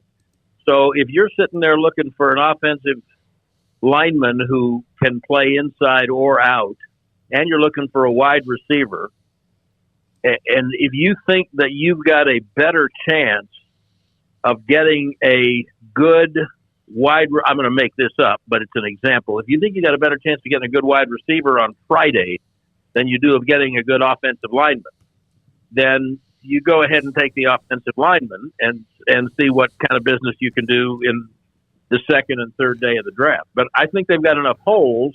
The good news about having all those holes is it's hard to go wrong. They should be able to have their pick of guys who can help them. Brad, it's always hard when you have to say goodbye to somebody that's been a very important part. The Amari Cooper decision was made, among others. He's not the only one. Your thoughts about Amari Cooper, and was that a surprise to you? And it's not like it had not been speculated, and you can't keep everybody, but your thoughts about him. Yeah, I think that was one of the more complicated ones. I do think they were mad at him about not being vaccinated and having lost some time. I also think that, but that's not the reason. But I think it would be naive to say it wasn't a factor. I also think the main thing with Cooper is when you are paying that percentage of your salary cap, you better get an impactful player. You better get a guy who really gives you bang for your buck. And no one has said that Amari Cooper is not a good player. He's clearly a good player. And I think that for the rest of us, it's left to the imagination how much of the issue with him not being more impactful this past year, how much of that had to do with scheme, with what the quarterback saw, with how the coaching staff chose to use a variety of players. I don't think it's as simple as 1, 2, 3. I think all of those things go into it. But I think that I think a case can be made. I'm trying not to prevaricate here, Smokey. I'm trying to answer your question. Sure. I do think a case can be made that you weren't getting quite the bang for your buck for that percentage of the cap that you would like to get for Amari Cooper. And so then you factor everything else in. Look, there were staffs before this one who just had questions about what. Some weeks he'd show up, some weeks he wouldn't show up. It wasn't clear cut. Before the pandemic, his home road splits were dramatic. Like he was useless on the road. Certainly in the time since he came from the Raiders. But when the pandemic hit and there were no fans in the stands, and then again in 21, let's see, the empty stadium year would have been 20. So that 1 year, the empty stadium year, his road numbers went way up. And then last year he was decent on the road. There were some games where, he wasn't really impactful, but the whole offense wasn't impactful in most of those games. So I don't really think it's fair to blame it all on him. Now, there's no question, though, that he's an accomplished player. He's a gifted route runner. And so you're going to have to replace the guy. So then you say, well, why would you let him go at all? And I think that they just wondered if they were getting that percentage of the cap's worth of impact from that player. That's just a reality of the cap. And if you have a guy or two in the draft that you really like, you are now going to have him at a wholly different, very manageable number for 4 years, unless you take him in the first round, in which case you could potentially have him for 5. So I think all of those things were factors, and I think that's why they felt like they could move on from him. Brad, and I'm not defending it. I don't know if it was right or wrong, but I think those are the reasons. Brad, from your perspective, and Cowboy fans this offseason have been full of what we Italians call agita about the free agency and how they've not done anything in free agency, but it's been their organizational philosophy for a decade now. Is any of that stress justified, or are they making too much of what free agents can bring? Beautiful word, agita. I love that. I will be stealing that, just so you know. Even though I'm not Italian, I just do love that. I give it to you. Then go ahead. Thank you. I accept that as a gift. I just don't really pay very much attention to what fans say in the offseason. I understand fans' frustration. There are teams that, and the one in Washington comes quickly to mind, that used to win every April. March and April, man, they won. And then they didn't win in the fall when the games are played. And I understand. I don't know that it's the lack of signing free agents that has people's panties in a knot so much as it is the fact that they subtracted Cooper and Collins and looked like they had gotten Gregory, and then something fouled that soup. And then they didn't add anybody who was considered by the fans to be really impactful. And I think that's what the problem is. But fans aren't going to be happy until there's results at the end of the season. Nobody was getting real excited when they signed J-Ron Curse last year. And then we got through the season, and now all of those same people were seasoning their agita with a little dose of at least you can't lose Curse, which I agreed with. I didn't want to lose Curse, and I thought that they saw that and they kept it. And then I think, I guess Steven has said a couple of times that, like he tried to compare Armstrong's numbers to Gregory's, and as raw numbers on a piece of paper, he's right. But I don't know that I think that Armstrong is the player that Gregory can be. But but he's a useful player. But I just think that some of that is losing three players who seemed to be useful, and some of it is fans just like big splashy names. How many fans do you know? What percentage of fans called your show last year the day after the first round and said, "That's it now. We got Micah Parsons." You know what? It was mixed, no question. Right. How many of them were mixed by Thanksgiving? None, unless they were just and, haters. Yeah. Right, and that's why I just don't give a crap what fans say at this time of year. They're just fans. They're reacting. As you know, I'm a big Cub fan, and when my baseball team sold off all its internal organs for pieces of silver last year, I was furious, and I was mad at them, and I refused to watch games or commit to going back to any more this year. And then time went by, and I'm still a little irritated, but I'm not that mad anymore. And so now we move on. It's just sports. There's problems in the world. Mm-hmm. There's problems in the country.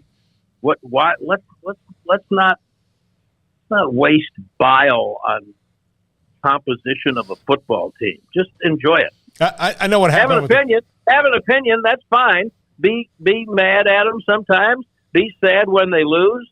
But let's add a little perspective.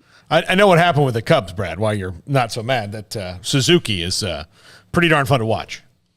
Yeah, to me that was a gamble. That's an accident. I mean, it's gonna take. They weren't planning on that. They didn't say we're going to get rid of Rizzo and Baez and all those other guys, and because we know we're going to get Suzuki. They didn't have any idea they were going to get Suzuki. And by the way, it's only April. Let's see what he's doing later. But he's been fun to watch the first couple of weeks of the season. Brad, do you think the Kelvin Joseph news means that there's more of a chance for them to take a look at corner in the draft, or do you think that was maybe something they would do regardless? I think there is more of a chance. Now, the key words there are in the draft. Right, that doesn't mean Friday. That's another thing. Right now, all the conversation is about Friday. It's about Thursday. Everybody's talking about Thursday. And then there will be grades issued after Thursday. And the draft doesn't end Thursday. The draft ends Saturday. And then there is free agency. And players come from that. So the key words to me in your question are in the draft. I think that you knew when you draft or certainly there was evidence there that would have made you looked at it, that you were rolling a little bit of a pair of dice on Joseph as a person. There was a reason that he bounced around from college to college, and I was encouraged by what he did on the field. I thought he really looked pretty good, but this thing is going to hang there for a while. And if you think that that's an isolated incident and it's never going to happen again, you may be overly optimistic. And so, yeah, I would think that they might look at cornerback with a little more urgency over the 3 days than they would have before this happened. Brad, among the inductees May 21st, with yourself, the voice of the Cowboys, Frank Lieber was the voice of the Cowboys, and Bill Mercer in the mid-'90s and still sharp as a tack in voice of the Cowboys. How ironic is it, all three in one class? Yeah, it's funny that Frank never really did play-by-play of the games full-time, but he was so closely linked to the franchise because of his very close personal ties to both Tom Landry and Tex Schramm, and to the fact that KRLD, where he was the sports director, where I met him and worked for him, was the station that broadcast the Cowboys not only to Dallas-Fort Worth, but really pretty much all over the state, although we had a very big, strong network. But Frank has a very heavy identification with them, and I'm really glad that you mentioned them, Smokey, because I'm not trying to be overly humble. I'm very pleased and a little proud of the recognition.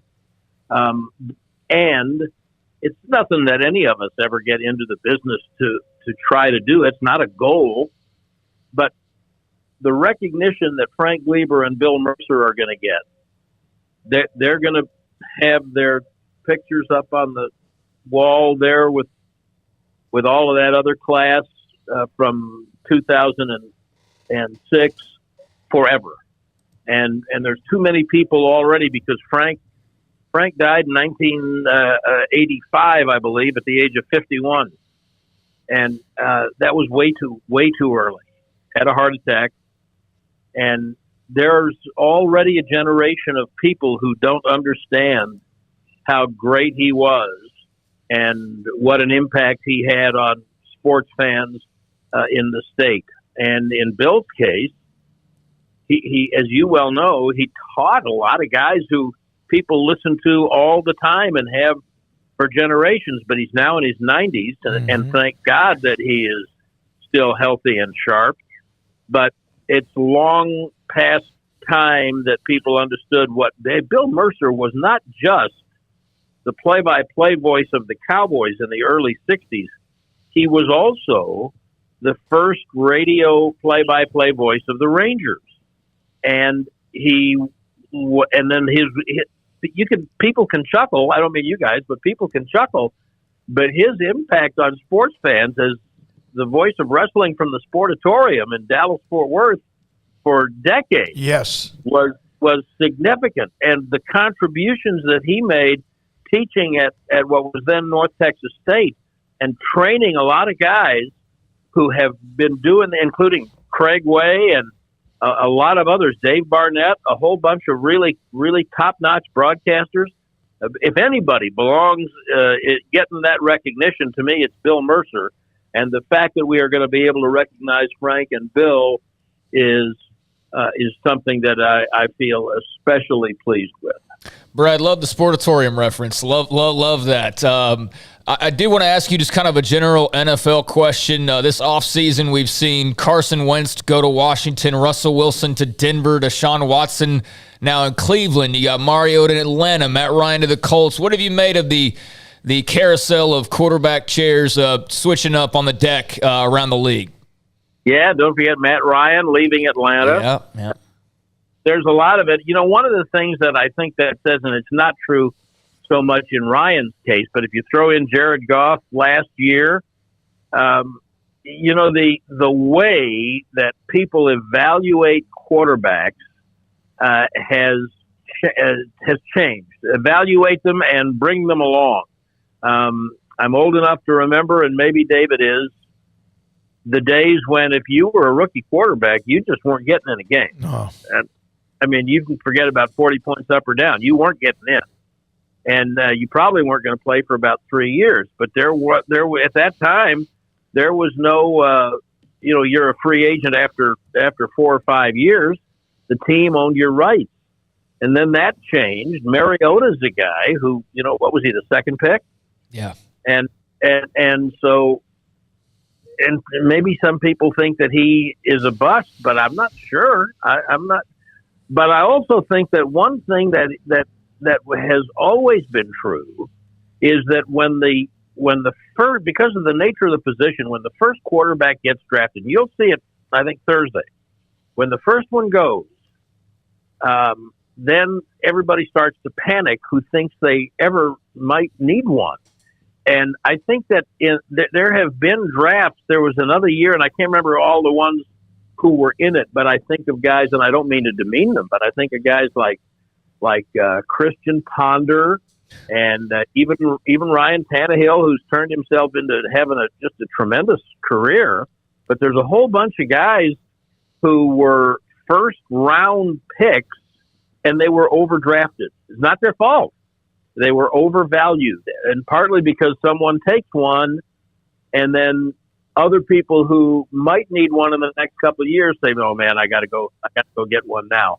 And you're going to see that whether it's with Corral or Willis or the kid from Carolina or the Pittsburgh quarterback. You're going to see a bunch of guys like that drafted too high because if someone in fact loves, let's say, Willis from Liberty enough to take him in the top 10, then you're going to see other people panic because it's such a quarterback-driven league. And all of those examples that you just cited prove that the leash is shorter and people don't always get what they think they were seeing, and there's a lot of money tied up in these guys.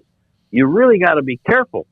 Just think of the people who were screaming, and there were a lot of them, just a couple years ago when Dak Prescott signed his contract. Well, you give me about 10 minutes, it's going to be middle of the pack.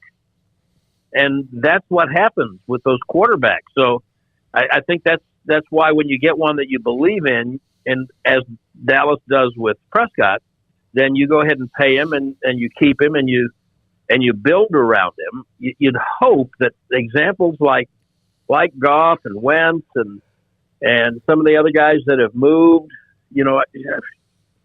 Watson's an unusual case, I think, because of his issues, if he has issues, but certainly his controversy off the field. I don't know that he'd be moving from Houston to Cleveland if it wasn't for all of that stuff. But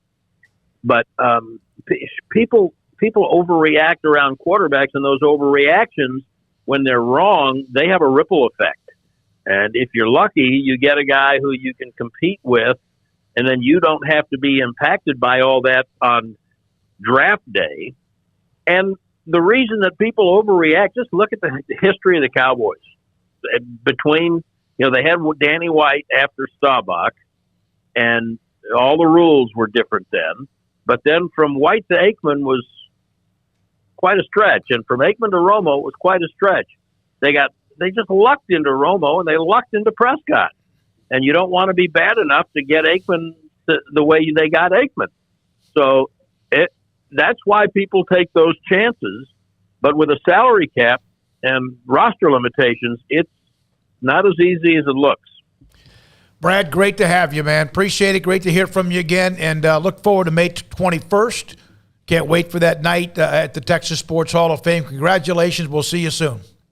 Thanks, David. Appreciate it. Look forward to seeing you. Brad Sham will be inducted into the Texas Sports Hall of Fame, the media wing. By the way, on Bill Mercer, he's in his mid-90s. He was talking to Craig Way about him yesterday. He's incredibly sharp as attack, the Sportatorium. He covered the JFK assassination. He's done everything you could imagine, Rangers, Cowboys, much more. He also helped launch the careers of Dave Barnett. He mentioned him, Craig Way, Craig Miller, Mark Followell, who does Mavericks games, George Dunham, those guys who do radio shows and have been forever. So the Shireen Williams, who writes for Pro Football Talk, will join us Wednesday on the induction, soon to be a part of the Hall of Fame, and we'll get to the others. Good friend Denny Freeman, Eric Nadel, and others as well. Sikkim 365 Radio and 365 Sports. Richard Carr, Buick GMC Cadillac, new cars and trucks are arriving weekly at Richard Carr, so go by or go online to richardcarr.com to see the current inventory, and go by to see the GMC Buick and Cadillacs that are en route to the dealership. Put your name on their inbound vehicle list before anyone else, and you will get your car before anyone else. But if you're looking to buy today and you want to save, consider their dozens of quality pre-owned cars and trucks. All of their pre-owns go through a 172-point inspection, so you can drive them with peace of mind, and they pay top dollar on your trade with dozens of lending options. They say yes when others say no. And a month ago, March marked 23 years in the automotive business for Richard Carr. In those 23 years, the motto has been people you can count on, whether it's sales or award-winning collision and service center. They are the dealer you can count on for a great deal and superior service for the life of your car. And Richard Carr is loaded with premium pre-owns. All of them have gone through a 172-point inspection, as I mentioned. So if you're looking to buy used, you can check out the offers of the dealership today. But if you're looking to buy new, well, give them a call, go by the dealership, and put your name on that inbound vehicle list to get yours as soon as they arrive. Trust the good local people you can count on for over 23 years. Proud Wacoans, proud Baylor Bears. Log on to richardcarr.com today. Call now or go see them now off Highway 6, the Imperial exit. Hey, this is Bryce Petty, former starting quarterback and two-time Big 12 champion, and I know firsthand the importance of being in top shape both on and off the field. So listen up, men. If you're feeling beat down day in and day out and looking for that high-performance edge that separates the men from the boys, then look no further than the Petty Clinic Low T in Waco. Petty Clinic is a comprehensive men's healthcare clinic with an atmosphere catering to men. Board-certified Dr. Kent Petty has a special interest in offering the highest quality medical care to men of all ages. Some of the services offered include screening and treatment for low testosterone or thyroid, infertility, high blood pressure, diabetes, high cholesterol, sleep apnea, while offering comprehensive wellness exams and complete men's health lab panels. High performance men, remember, it's not just a Petty thing. This is Bryce Petty, encouraging you to reach out and Google search Petty Clinic Low T or go to pettycliniclowt.com and get your complimentary lab screening today. Let Camille Johnson Realtors guide you seamlessly through the process of buying your dream home or selling your current one. Commercial, farm and ranch, or residential, Camille Johnson Realtors can smoothly and successfully lead you through any transaction. With a team of 28 experienced agents who are excited about serving you, Camille Johnson Realtors services the entire greater Waco area. If you're in the market to buy or sell, contact Camille Johnson Realtors, 104 Midway Center in Woodway, or find them online at www.camillejohnson.com. Camille Johnson Realtors, elegant, charming, warm. Welcome home. Three Nations Brewing Company has 16 different beers on draft with a new beer every Friday. It also offers 2 air-conditioned tap rooms, a large indoor beer hall, a second-floor mezzanine offering a great overview of the brewing company and equipment and patio where you can relax under the shade. Plus, you can now experience the new Three Nations Beer Garden Grill on our shaded patio with socially distanced seating for your enjoyment. Grab a cold beer and enjoy a bite from our freshly prepared and delicious menu. Street tacos, quesadillas, freshly cooked burgers and dogs, and veggie burgers too. State Fair tornado fries, nachos, and so much more, all prepared and cooked on site. So come visit the award-winning Three Nations Brewing Company on East Vandergrift off I-35 in Carrollton.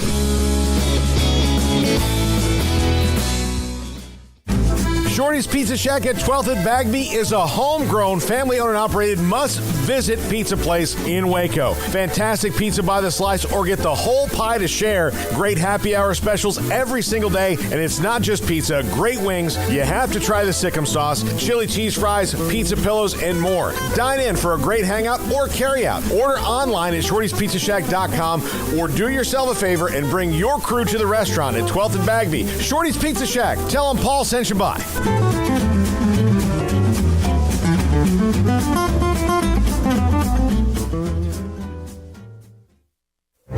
Stepping into a new pair of boots is great, but stepping into the boots of a U.S. Army officer can also add confidence and leadership skills to your son or daughter's career path. There are more than 150 occupational specialties to help them find the best fit for their future. See all the things your son or daughter can achieve in our boots at GoArmy.com.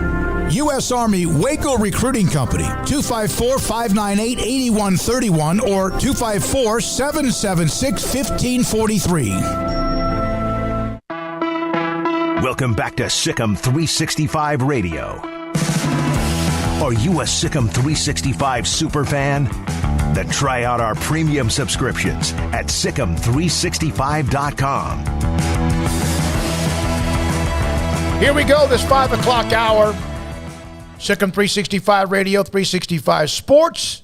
And near the end of last week, you had the story. We had Jalen Bridges on, who's transferring to Baylor from West Virginia.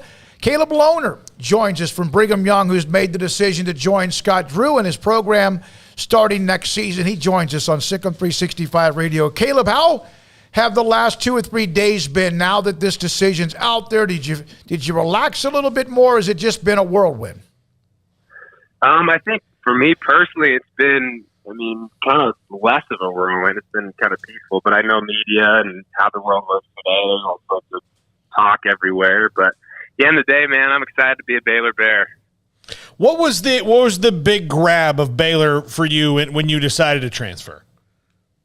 I think I've known some of these coaches for a long time. They've been recruiting me since I was younger. I grew up in Dallas, and I think just the commitment I felt from them on wanting to help develop my game and make me a better basketball player and human during the process. How would you describe this coaching staff and the process of getting to know them over this time?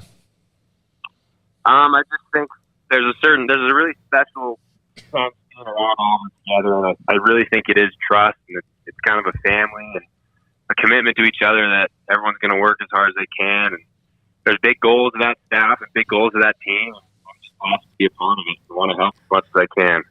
Caleb, when you were watching them dismantle Gonzaga to win the national title a couple of years ago, less than a couple of years ago, actually, just over a year ago, did you ever in your mind think you might be playing for them?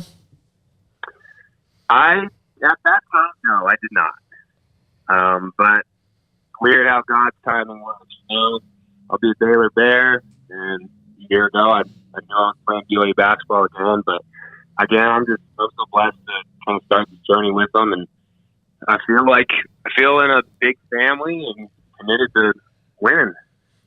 What's it been like for knowing that you're going to get to play really close to home? You're going to have people more easily be able to come and see you. Was that a huge part of it as well?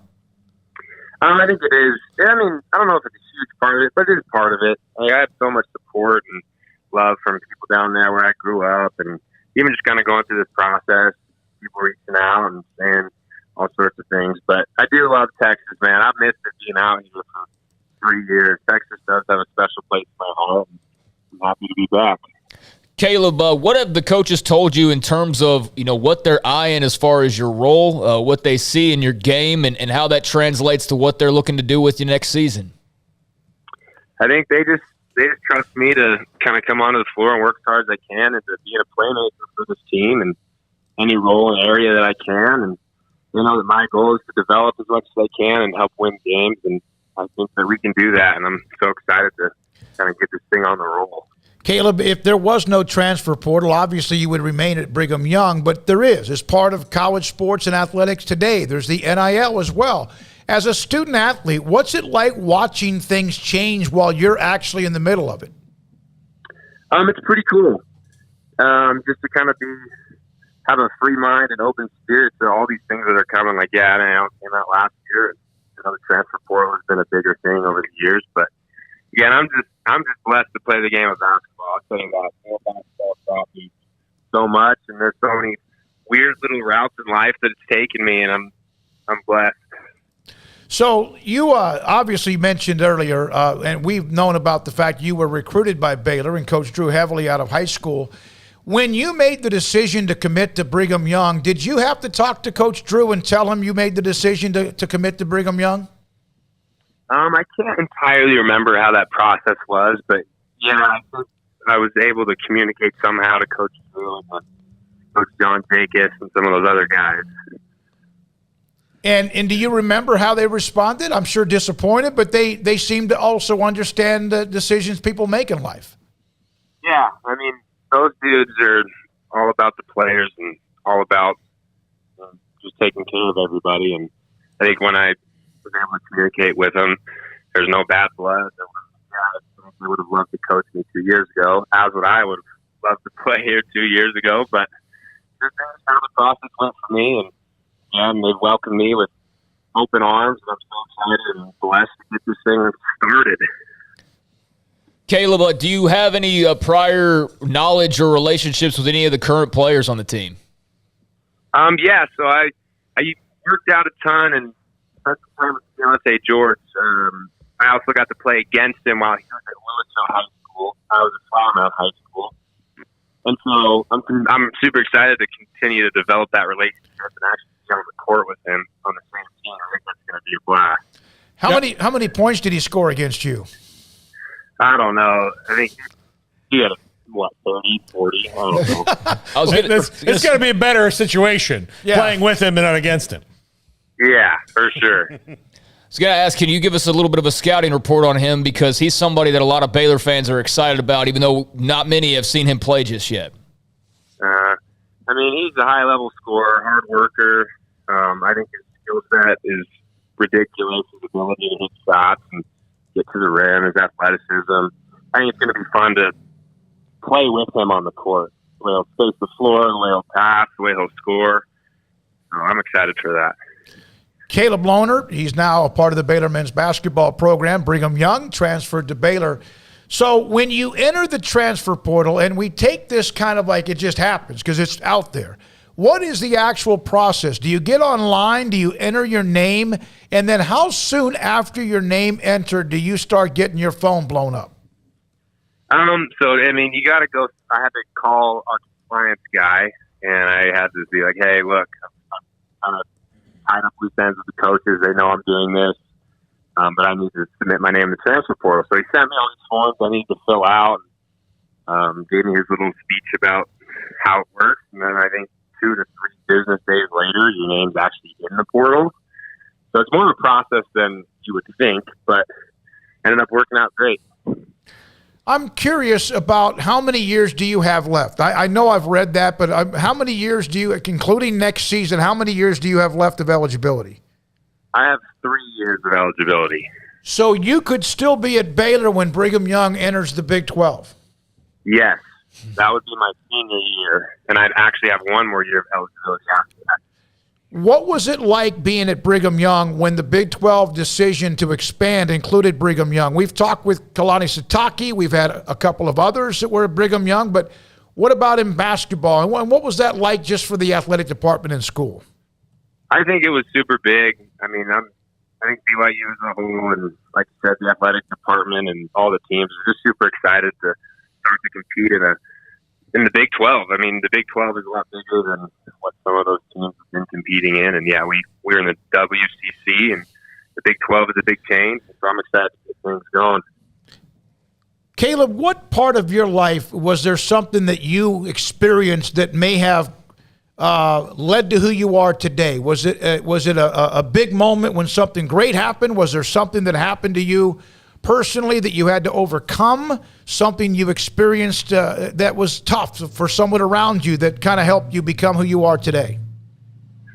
I would say my family, and I've had some really spectacular coaches over the last year, starting in Texas when I was a kid, and I think growing up with them and kind of having some people take me under their wing and developing my game as a basketball player also comes, I think, with building your character and working hard and making hard decisions and figuring out how to be better every day. You know, you put up points, and obviously what you do, the all-around game.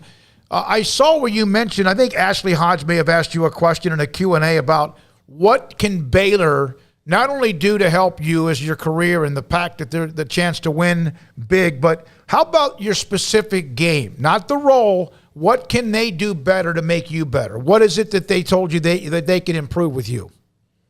I think they can help me be a better shooter and kind of give me some confidence that may have been lost over the last few years just playing in a different system.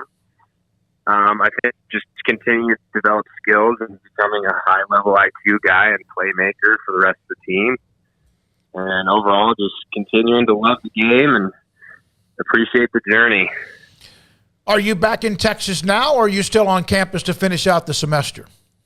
So I'm back in Utah now, but I was on campus over this weekend. Okay, and so you're back to finish that up. Do you arrive in the first summer semester? Is that when you'll get to hear on Jalen Bridges mentioned that from West Virginia to get here and start kind of getting to know things? Yes, sir. I think it's June 3rd is when everything gets rolling. So hoping to be up there a few weeks before. All right, Caleb, we appreciate that. Thanks for your time. Congratulations. Enjoy the moment. Enjoy the journey, and we'll see you sometime pretty soon in Central Texas. Congratulations on your decision, whether it was Baylor or anyone else, to do what you want to do. Yes, sir. Thank you guys so much. I appreciate it. Caleb Lohner, Baylor basketball player. He'll arrive back at Utah now on campus in Provo to finish up the spring semester, and then he'll be a part of Baylor men's basketball very, very soon. Jalen Bridges, Caleb Lohner.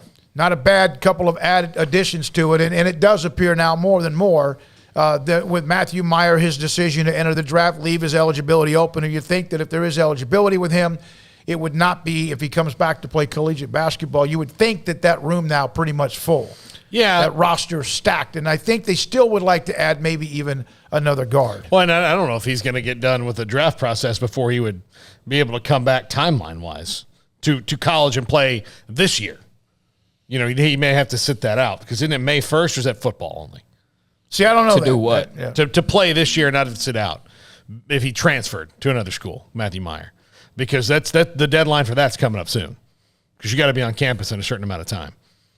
Yeah. Qualify so for that. what do you say? Like, are we if talking Matthew Meyer comes back, if he wants to play, if he leaves the NBA draft, coming back to Baylor right now, scholarship-wise, is maybe not necessarily on the table. So my thought is he's going in no matter what, because to come back and play college ball at all, that timeline is not going to be over by the time he would. Oh, you're talking about the May 1st deadline, which is next week. It's this weekend. Yeah, so I don't know if that's football or if that's basketball. Yeah, so I don't know if we'll have to check on that. But I don't think, and I think Matthew Meyer's going pro either way. Craig was reading an article, and I read that article earlier about the numbers, stats that they have when it comes to the transfer portal, and how many remain in it, and percentages that get out, all that. We'll come back with a little bit of that. I haven't read any of that article for what it's worth. Also, NCAA, Notre Dame's Jack Swarbrick was talking about Division I breakout is inevitable. Now, inevitable to me in a timeline would be like in the next 2 or 3 years, and a lot of TV contracts come up. But then he mentioned that most likely not till the mid-2030s. So we'll come back with that and a couple of other sports notes. Sikkim, 365 Radio and 365 Sports. Waco Custom Marketplace, 425 Lake Air Drive in Waco right now. Yes, continuing with crawfish season. Live crawfish, 30-pound sacks of live crawfish. You can order by 6 o'clock on Wednesday and pick up anytime after Friday at 4 o'clock, or when you get a chance sometime when they're open on Saturday. Waco Custom Marketplace with the greatness of their butcher shop and bakery full-time as well. And you can right now, this week, what they have available this week, April 25th through the 30th, which is Saturday, top sirloin steaks for $5.99 a pound, pork steaks at $1.99 a pound, along with country-style pork ribs. Boudin, $2.99 a pound. Pork medallions, $4.75 a pound, and chicken thighs are $1.99 a pound. Plus, order by 6 o'clock on Wednesday, live crawfish, 30-pound sacks. You could pick it up anytime after Friday at 4 or on when they're open during their hours on Saturday. Waco Custom Marketplace, your hometown grocery store at 425 Lake Air Drive in Waco. Payments for qualified buyers at 2.9% for 72 months with $5,000 down cash or trade. TTL Extra. See dealer for details. Summer driving is coming. Save now at Richard Carr's Summer is Coming Savings Event. Find summer savings like a 2015 GMC Sierra 2500 HD for $318 a month, or 2020 Buick Encore for $288 a month, or get a 2015 Cadillac SRX for $212 a month. Our vehicles go through a 172-point inspection, and we pay top dollar for your trade. 100% approval is always our goal. At Richard Carr, we give you more. It takes time to reach goals. It's a truth that applies to more than sports. It goes for your financial goals as well. You work hard for your money, and you deserve an investment strategy that lines up with your game plan. And Tom Albers, your Edward Jones financial advisor, can help. If your financial investments aren't putting forth the effort you desire, stop by today for a financial review. Tom Albers, 4301 Lakeshore Drive, 254-776-7605. Edward Jones, member SIPC. At Ideal MRI, we feel blessed to be a part of the Waco community. We're a small family business right here in Central Texas, and our goal is to bring down the cost of healthcare while maintaining high quality. At times like this, the cost of healthcare has never been more important, and unfortunately, significant illnesses and injuries still occur. That's why Ideal MRI is open and here to serve you through the difficult time. We offer premium MRIs just like a hospital with state-of-the-art technology and specialists, but you'll pay less.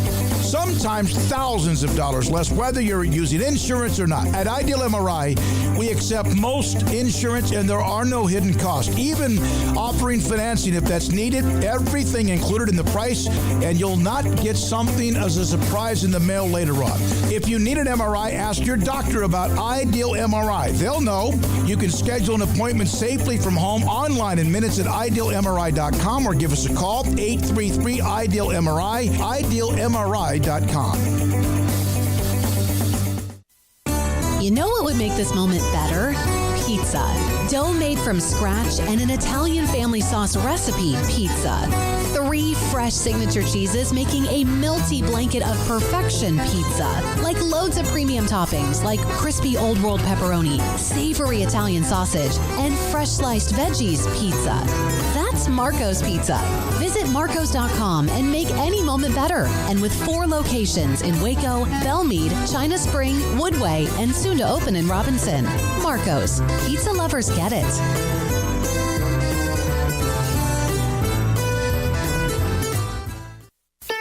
Don's Humidor, your home with a 48-foot walk-in humidor with the elite cigar brands from around the world, including the #1 cigar of the year, Aging Room Cuatro Nicaragua. Plus, they have the great brands like Macanudo and Artur Fuente, Rocky Patel, Aston, and so much more. CBD, great for sore muscles, aches and pains, sleep, Vita Dreams, and anxiety, mild depression, general health and wellness. Their staff very knowledgeable on the subject. If anyone is curious about CBD, ask Carol and Ashley. Don's Humidor in the Townwood Shopping Center off Valley Mills in Waco. Baylor Scott and White, Southwest Sports Medicine and Orthopedics. The team physicians for Baylor Athletics, diagnosing and treating all sports-related injuries, including concussions. These specialists also provide orthopedic services for athletes and non-athletes alike, whether it's knee or shoulder pain, hand or wrist injury, orthopedic spine care, and even an arthritis and total joint clinic. Trust the doctors Baylor Athletics trusts. Baylor Scott and White, Southwest Sports Medicine and Orthopedics wants to get you back in the game.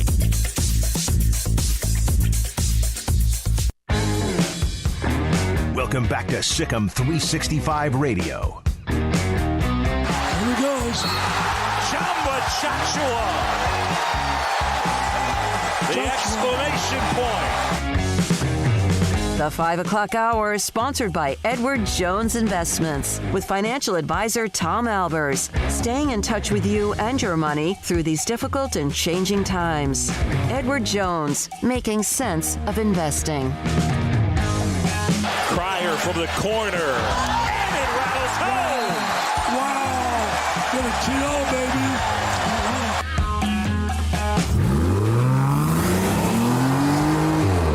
This segment on Baylor Athletics on Sikkim 365 Radio is brought to you by Richard Carr Buick GMC Cadillac. Learn more at richardcarr.com.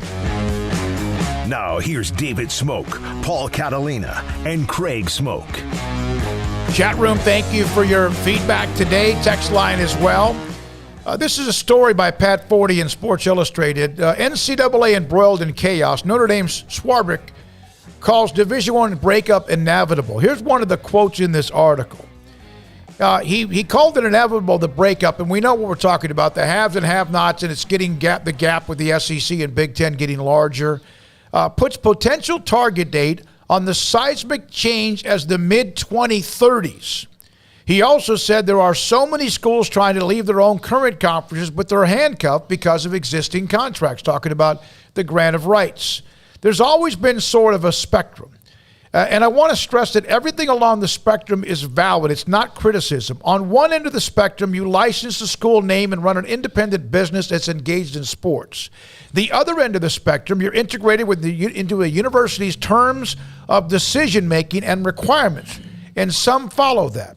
I think both can produce great athletic competition, but it's hard to get there given the contractual obligations that already exist. Absent a national standard, which I don't see coming, I think it's inevitable, talking about the split up, the up and down of whatever happens with the separation. He also mentioned this, and he did mention that there's no question about the Texas and Oklahoma and how that, of course, kind of created the shockwaves. I've been toying with a bunch of concepts, most of which probably don't work as far as trying to keep this thing on a national level together.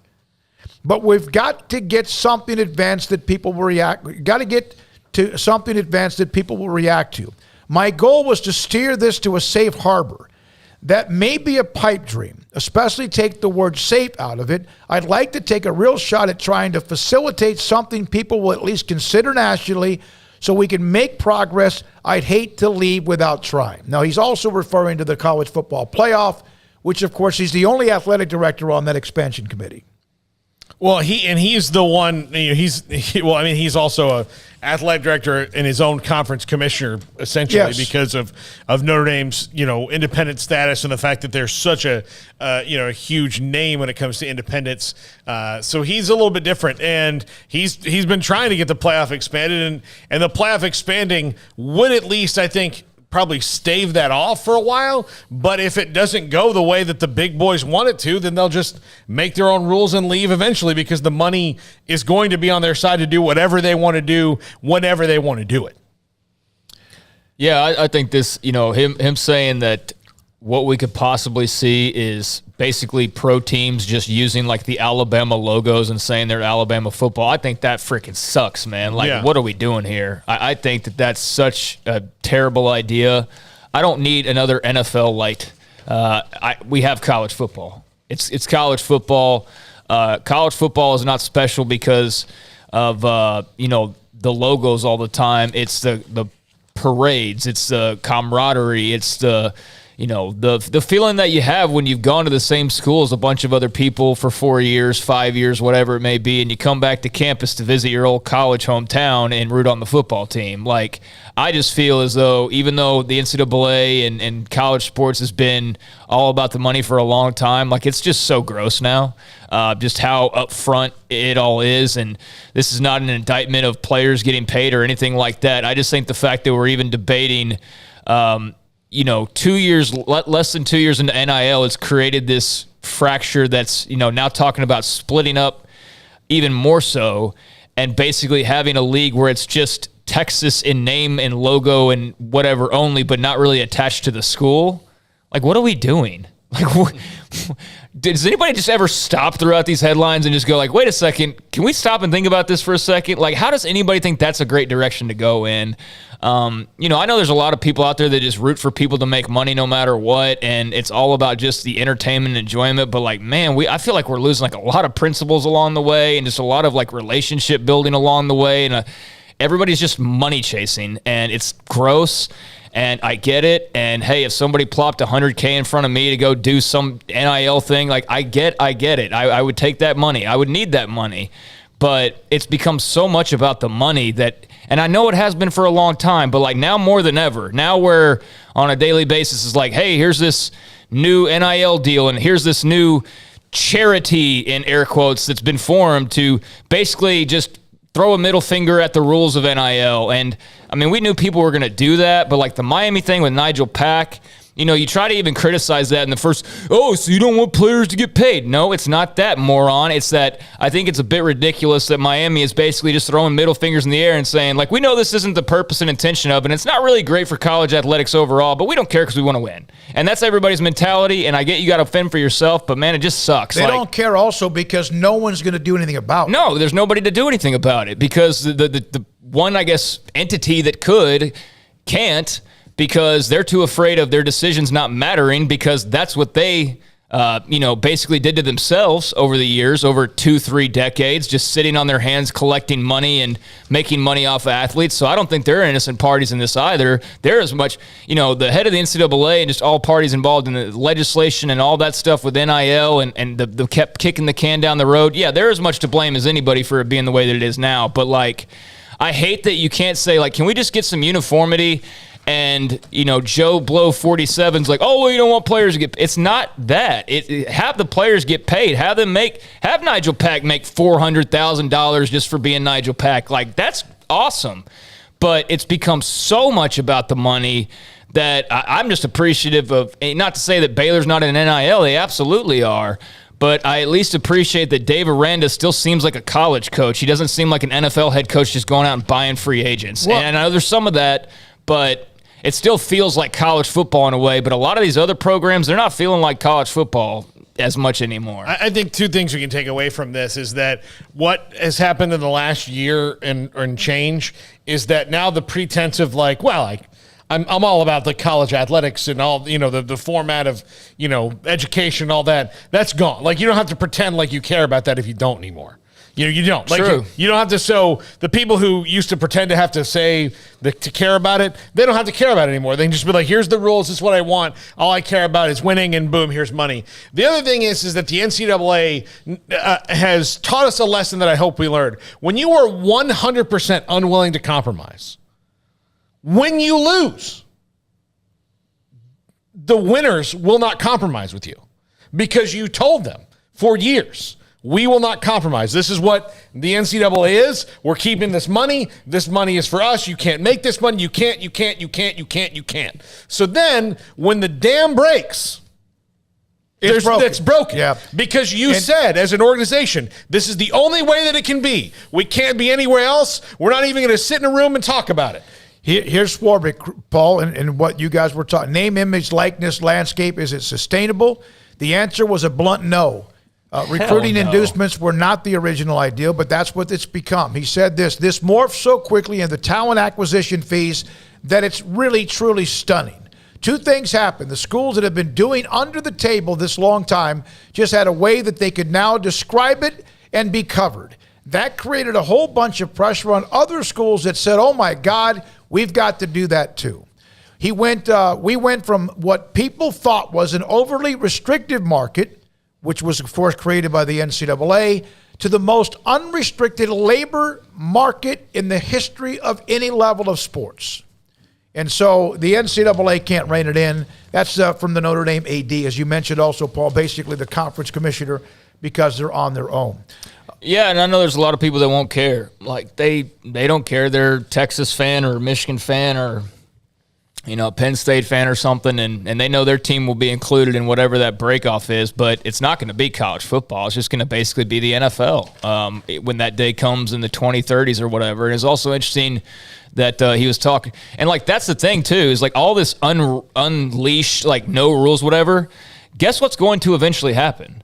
This is going to turn into unions, and this is going to turn into employees, and this is going to turn in a different way. That's inevitable now at this point with all the money that's being thrown around, because it's so unregulated that you mean to tell me that the government's not going to see all this money being thrown around, or just officials in general, and realize oh yeah, we gotta start changing something here. We need to look further into this. That's coming, So And I think the NCAA is also kind of, the people benefiting from this are also benefiting from, we're at a point in history where we have the least amount of government action on anything in the world, because the government kind of is really good at low-hanging fruit, which passing NIL was low-hanging fruit. What can I do to make everybody happy in my state? Well, California did this, Texas, Florida, we all did this because now college athletes can make money. Great. All right. Are the roads fixed? No, that's too hard. Yeah. And so that's where we're kind of at. So that regulation is not a thing right now. 813 just have 14 conferences with 9 teams each. It's not going to happen. But that won't even be it, though. You've got way too many teams included. Yeah. I mean, that's the thing is like I said, a Michigan fan or a USC fan or whatever, they know they're good. In this conversation, they'll be all for it. Why? Because they can spend the money. They're among those brands. But all you Iowa State fans, Baylor fans, TCU fans, any number. The only school that doesn't belong that's going to be involved is Vanderbilt, just because they're already in. But, I mean, if they weren't already in the they're SEC, grandfathered in, yeah. They would be booted the hell out in no time. Because, I mean, really, what do they bring other than academics? And I don't mean that as a slight on Vandy. It's just slight true. against other sports. We're talking football. Yeah, we know we're talking college about. football, Yeah. the moneymaker, Yeah. basically. But, I just think that, there's probably a lot of people like, oh, that'd be cool. And then you're going to realize in 10 years when it happens, like, your school's not involved. Your school's in the what's going to be considered like AAA ball, basically. So get ready for actually the majority of schools, maybe not fans because those big schools' fan bases are so large, but the majority of schools, I don't think this is good news for them unless they become basically the real college athletics that isn't just open market buying players like it's a Sotheby's auction or something. The 813, when you mentioned that, we're not making fun of your solution. We're just saying it's just not going to happen. I'm just saying it's going to get. Yeah, there's too many included in that for it to be like that. Yep, and so there we are with that. And then let's see here. Okay, when we come back, David Hellman. There were some other sports stories. I wanted to get into Ben Simmons. a Chris Paul stat. We might have time, maybe, between David Hellman and Paul, and if not, we can have it with Off the Radar tomorrow. Sikkim 365 Radio and 365 Sports. Petty Clinic, LowT.com. Dr. Kent Petty can help you become the high-performance man that you need to be, want to be, and perhaps as you've gotten older, you used to be. 1 out of every 3 men have symptomatic issues of low testosterone. Could be sleep habits are not quite what they used to be. Might be bad. Your sex drive is just not there. And also on top of that, you might just, your focus and energy is just not really good either. PettyClinicLowT.com can help you. Go to their website, top left-hand corner, PettyClinicLowT.com, phone number and email. Tell them I sent you. They will set you up for an appointment to get your blood drawn, to look at your lab results. Dr. Petty will see if your testosterone level's too low and put you in a program to increase it so you can get all that back. 1 out of every 3 men. So somebody I'm talking to right now, that could be you. You'll know that if that's true, and that's okay. Happens. Father Time eventually wins everything. PettyClinicLowT.com. It's Ram Truck Month at Allen Samuels, where you can get a new 2022 Ram 1500 Quad Cab Lodestar with values up to $6,500, or get $3,000 bonus cash and 2.9% for 72 months. First responders get an extra $500. This year's incredible deals are at Allen Samuels in Waco. Take home power, performance, and reliability with your new 2022 Ram today. Come by. Let's be friends. See dealer for details. All offers have credit requirements. From the first workout to the last practice, sports is an incredible and rewarding challenge. Hi, this is Dan Ingham with the First National Bank of Central Texas, and we're proud to support each athlete, every parent, and our educators. From families, small businesses, to the biggest industry, we're here to help. With remarkable products like our free First mobile app, we've got banking ideas that fuel big dreams. That's the First National Bank of Central Texas. Familiar faces making local decisions. Member FDIC, Equal Housing Lender. You want to know why Stonewood Dental is so successful? Listen to what happy customers have to say. It's pleasant. It's different than any other dentist office. I really feel like they care. And it's not that you're here for 2 hours waiting on someone to take care of you. It's quick and easy, and I bring my kids, and my kids love being here too. They really love the treasure box.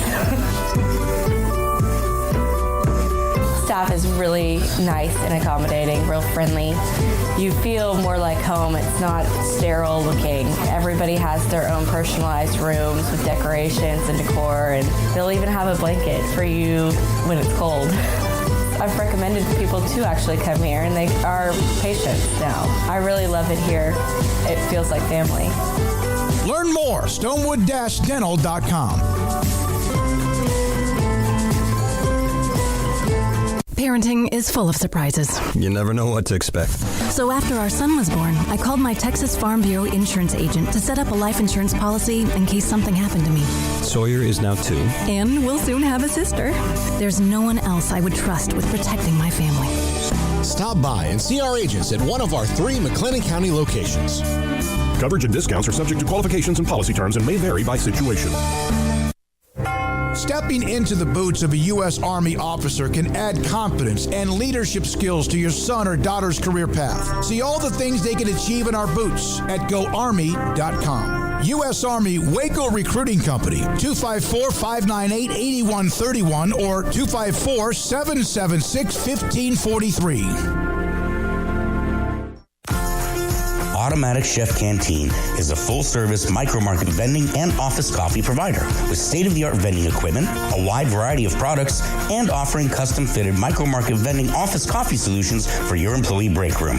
You want a full break room solution and a workplace oasis? Well, Automatic Chef Canteen, locally owned and operated for over 50 years in Central Texas, also includes in-house mechanics on call 24/7 for fast, reliable service and maintenance. Automatic Chef Canteen, 6900 Imperial Drive in Waco, or online at automaticchefcanteen.com. Welcome back to Sikkim 365 Radio.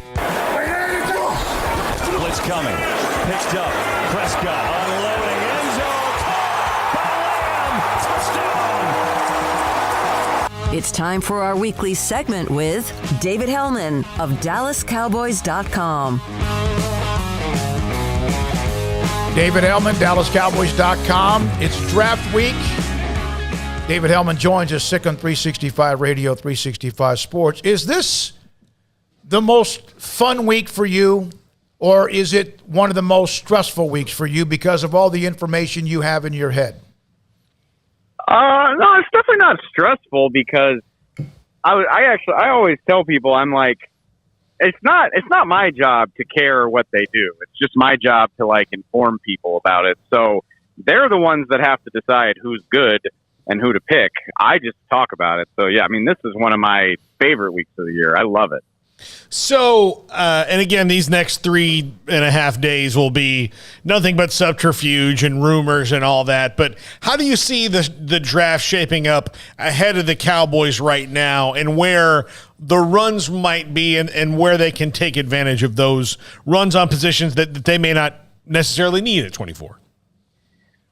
Well, I think, I really hope it's going to be a fun weekend, because if everybody is right in their assessment that this is it's a quality draft in the middle, but not a very top heavy one. I'm hoping there's not going to be a whole lot of agreement about who these elite players are. I mean, yeah, most people agree on like the big 3 pass rushers and the big 3 offensive tackles.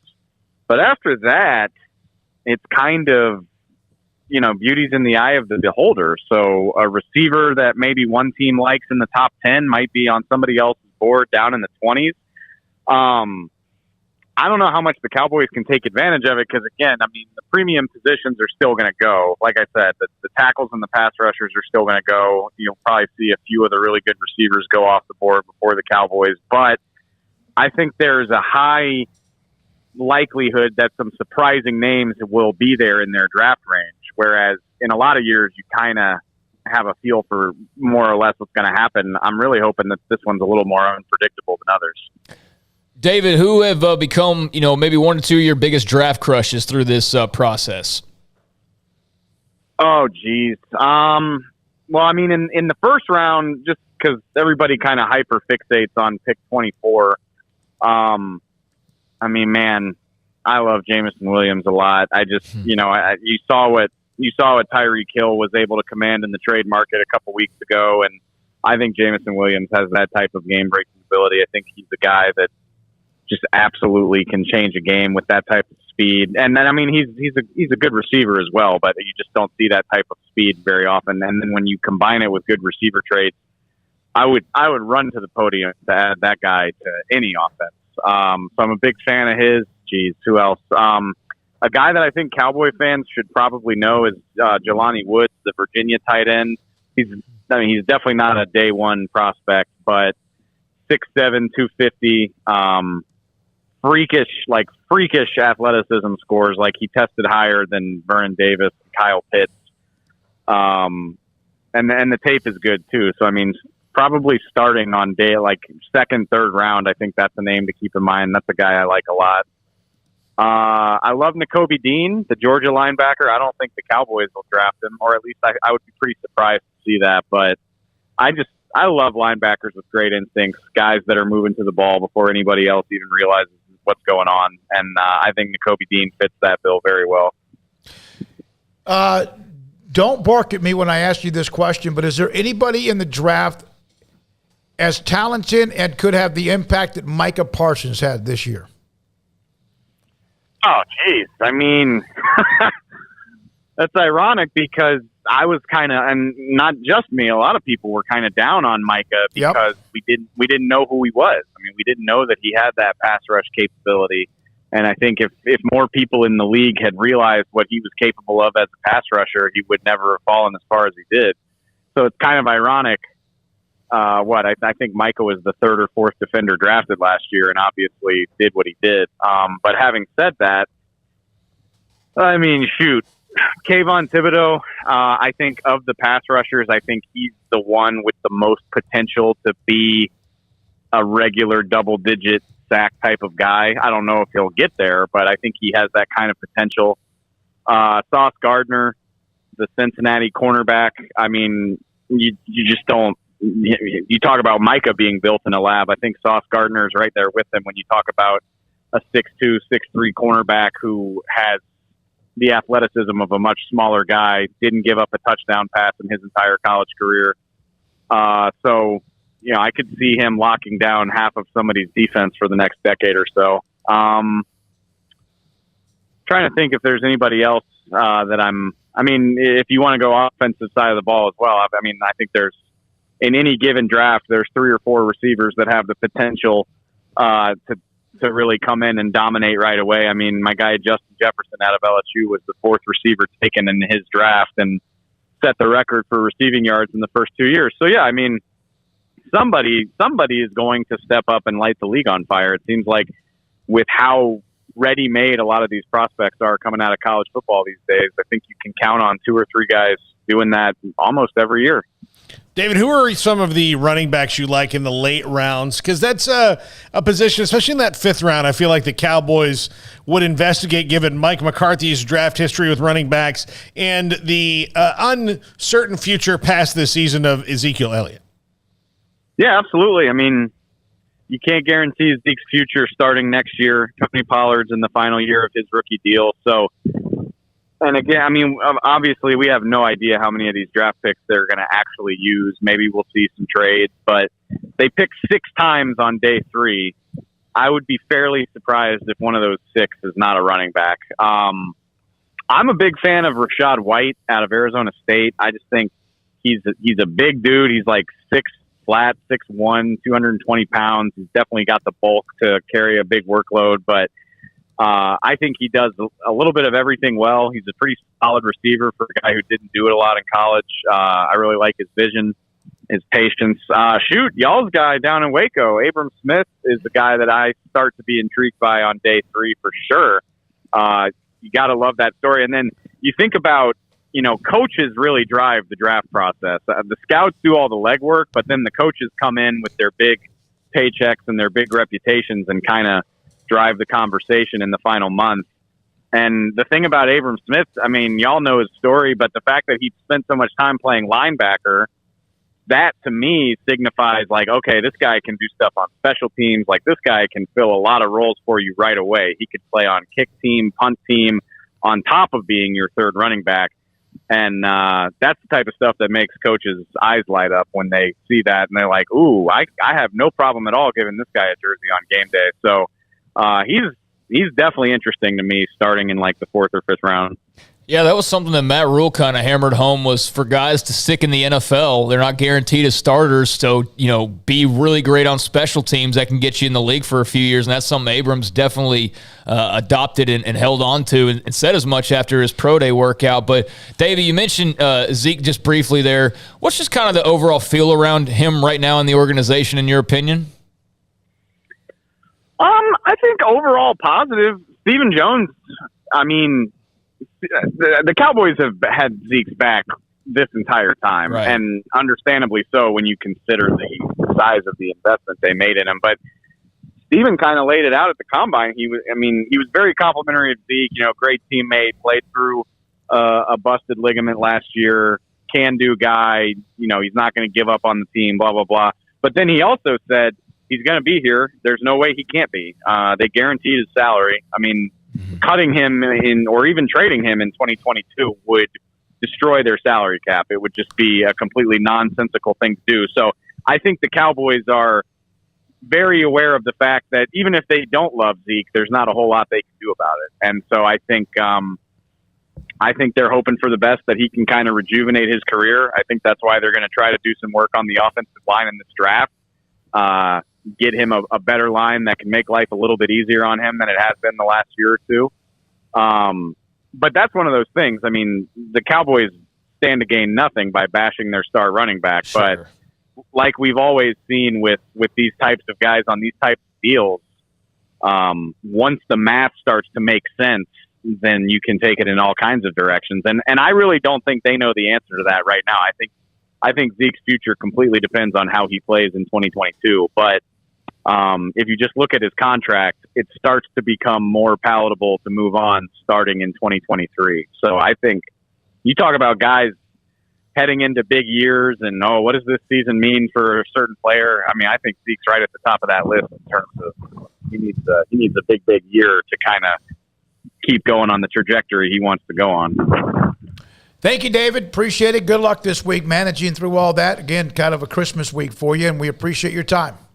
Anytime, guys. Appreciate it. David Hellman, DallasCowboys.com with us, Sikkim 365 Radio. On the chat room, by the way, on the transfer portal, at least from what we were told, May 1st is for any of the fall and winter sports, so that would include basketball and also, of course, we already know that, with football. My biggest question for Baylor basketball is if Adam Flagler comes back.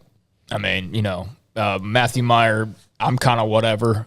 Don't dislike the guy by any means or anything, but, I feel like they can be fine. But Adam Flagler, I feel like you really, really want to have him back next year. Like, if he could pick one, that would be the guy, no doubt about it. And in fact, Ashley did a Q&A with him on Sikkim365.com in the premium section where he answers various questions, and a little bit about, obviously, him wanting his progression towards a degree and how important that is for him as well. And look, I would think, I think a lot of times you do. I mean, it's great that the NBA has this, where you can go to the camps, you can measure yourself against other players, you can talk to people, and then you can come back in. That's because there's only 2 rounds, and that you need to know these things because you don't want to, you could go and especially for smaller school guys, not necessarily guys like Adam Flagler. The world knows Adam Flagler, but there are guys at smaller schools who may not know how they measure up against the big-time guys because they only played them once in the NCAA tournament. So this is all a good thing, and I think ultimately he's going to decide to come back because, if you're not a first-round pick, then you don't need to go. Right away. Which one are you talking about, Flagler? Yeah. Oh, yeah. And I don't know if he's a first-round pick right now. I'm curious to know what is different from last year in terms of how they view Matthew Meyer. Because it wasn't the exact same as it was a year ago. Does improved defense, push him higher? But then does the not improved offense put him back exactly where he was a year ago? I think with the additions of this past week, I think that gives you the answer of what the staff may think. I know. But I'm just talking it out. But I think that's very clear as well, that's probably been decided. And look, this is an excellent Baylor coaching staff when it comes to developing talent. And sometimes it's just you are at the point, Matthew Meyer may be at the point where college basketball, and I think this is about any coaching staff that may get him, he's at the point where college basketball it needs to maybe be behind him, and pro coaches can fix and get him out of his own head. Because there's a lot of things that now go with being a college athlete that probably in Matthew Meyer's head that he's big into the NIL and all that stuff. Move on, let your agent deal with that in the pros if that's even available to you, and become a professional basketball player. And Baylor's got a good, history right now. There's two really good players in the NBA on teams that are in the playoffs. Ish Wainwright's not playing a whole lot in the playoffs, but he, played his way through Europe and became an NBA player who could score, and he was never a scorer at Baylor. And Royce O'Neal, who is now one of the better players on the Utah Jazz. Not a fan favorite of Mavericks. No, it doesn't like Jalen Brunson that much either. But all right, when we come back, again, the news from earlier today, in fact, if you did not hear us, the Tyler Thomas, Baylor left-handed pitcher, out for the rest of the year. He's going to have Tommy John surgery. Bad news for what is already a bad situation with Baylor baseball, and got hammered over the weekend by Texas. And they're still waiting to hear word back on Whit Rigney, the other pitcher that went out at the opening game against UT. Can I mention a couple stories real quick that we've not touched on? Yeah, I was going to try to, but go ahead. Okay, go ahead. No, go ahead. Jaden Porter from Lorena committing to Baylor football over the weekend. It was a pretty big deal. Young man from, minutes away, basically. 2024 guy. They had a couple of commits, but then those guys, decommitted pretty shortly after. I think one's at Texas commit now or something. But now they're back on the board for that. So let me tell you about Jaden Porter. Ray Biles, the head coach at Lorena, told me when he was a freshman, he'd never taken a varsity snap at the scrimmage against Connolly.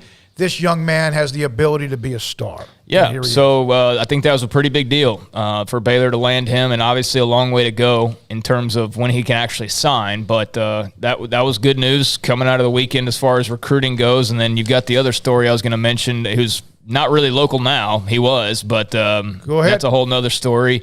I guess DeSoto running back Trey Wisner committed to Texas over the weekend. We got to know him because he was actually at Waco Connolly.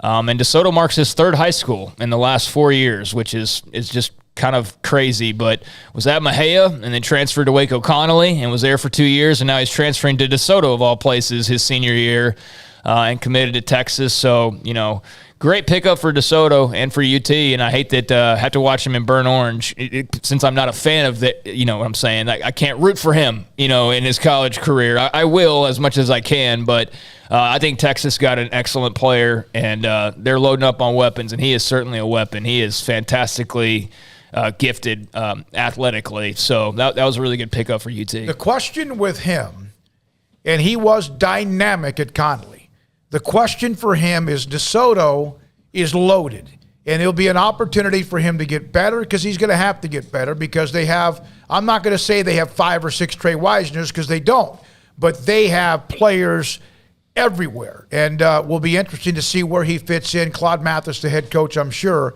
will figure that out. When we come back, Paul Catalina's Top 5 to close out this Monday, April 25th, Sikkim 365 Radio. Baylor University is where lights shine bright. So, let there be light. Let there be roommates and teammates, scholarship and championships. Let there be fresh starts and new traditions, fast friendships and lasting impacts. Let there be laughter. Let there be joy. Let there be light. Baylor University, where lights shine bright.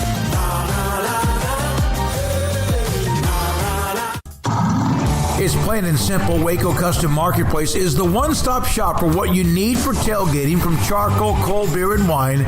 And, of course, customize your order with brisket, tri-tip, sausage, wings, smoked pork tenderloin, country-style or pork spare ribs, marinated beef and chicken fajita meat, ground beef and chili, meat, hot dogs, and burgers, buns, seasoning, sauces, chips. There's fresh baked bread and kolaches every day, breakfast sausage links. And you can also customize your favorite cut of steaks from Select, Choice, or Prime, bacon wrap fillets, ribeyes, New York strips, sirloin, T-bone, and porterhouse. Full service butcher shop includes pork, poultry, beef, chicken, and seafood, serving Waco restaurants and families since 1940. Your one-stop shop for beef, pork, poultry, and seafood needs.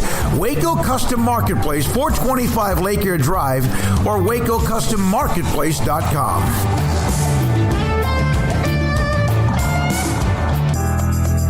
Riverbend Liquor and Wine, Lakeshore Drive, North 19th Street, right behind the bank, is a hidden gem in Waco. If you're a fan of bourbon, especially local Texas bourbons, that's where you gotta go. Balcones, TX, Devil's River, whatever it is, they've got it. Riverbend Liquor and Wine, plus the best selection of craft beers in Waco, seasonally churned out throughout the year. Whether it's spring, summer, fall, or winter, Riverbend Liquor and Wine, best selection of craft beers, a speedy drive-through window, and excellent customer service. Find out more on Instagram or just go by and see them. Lakeshore Drive at North 19th Street behind the bank.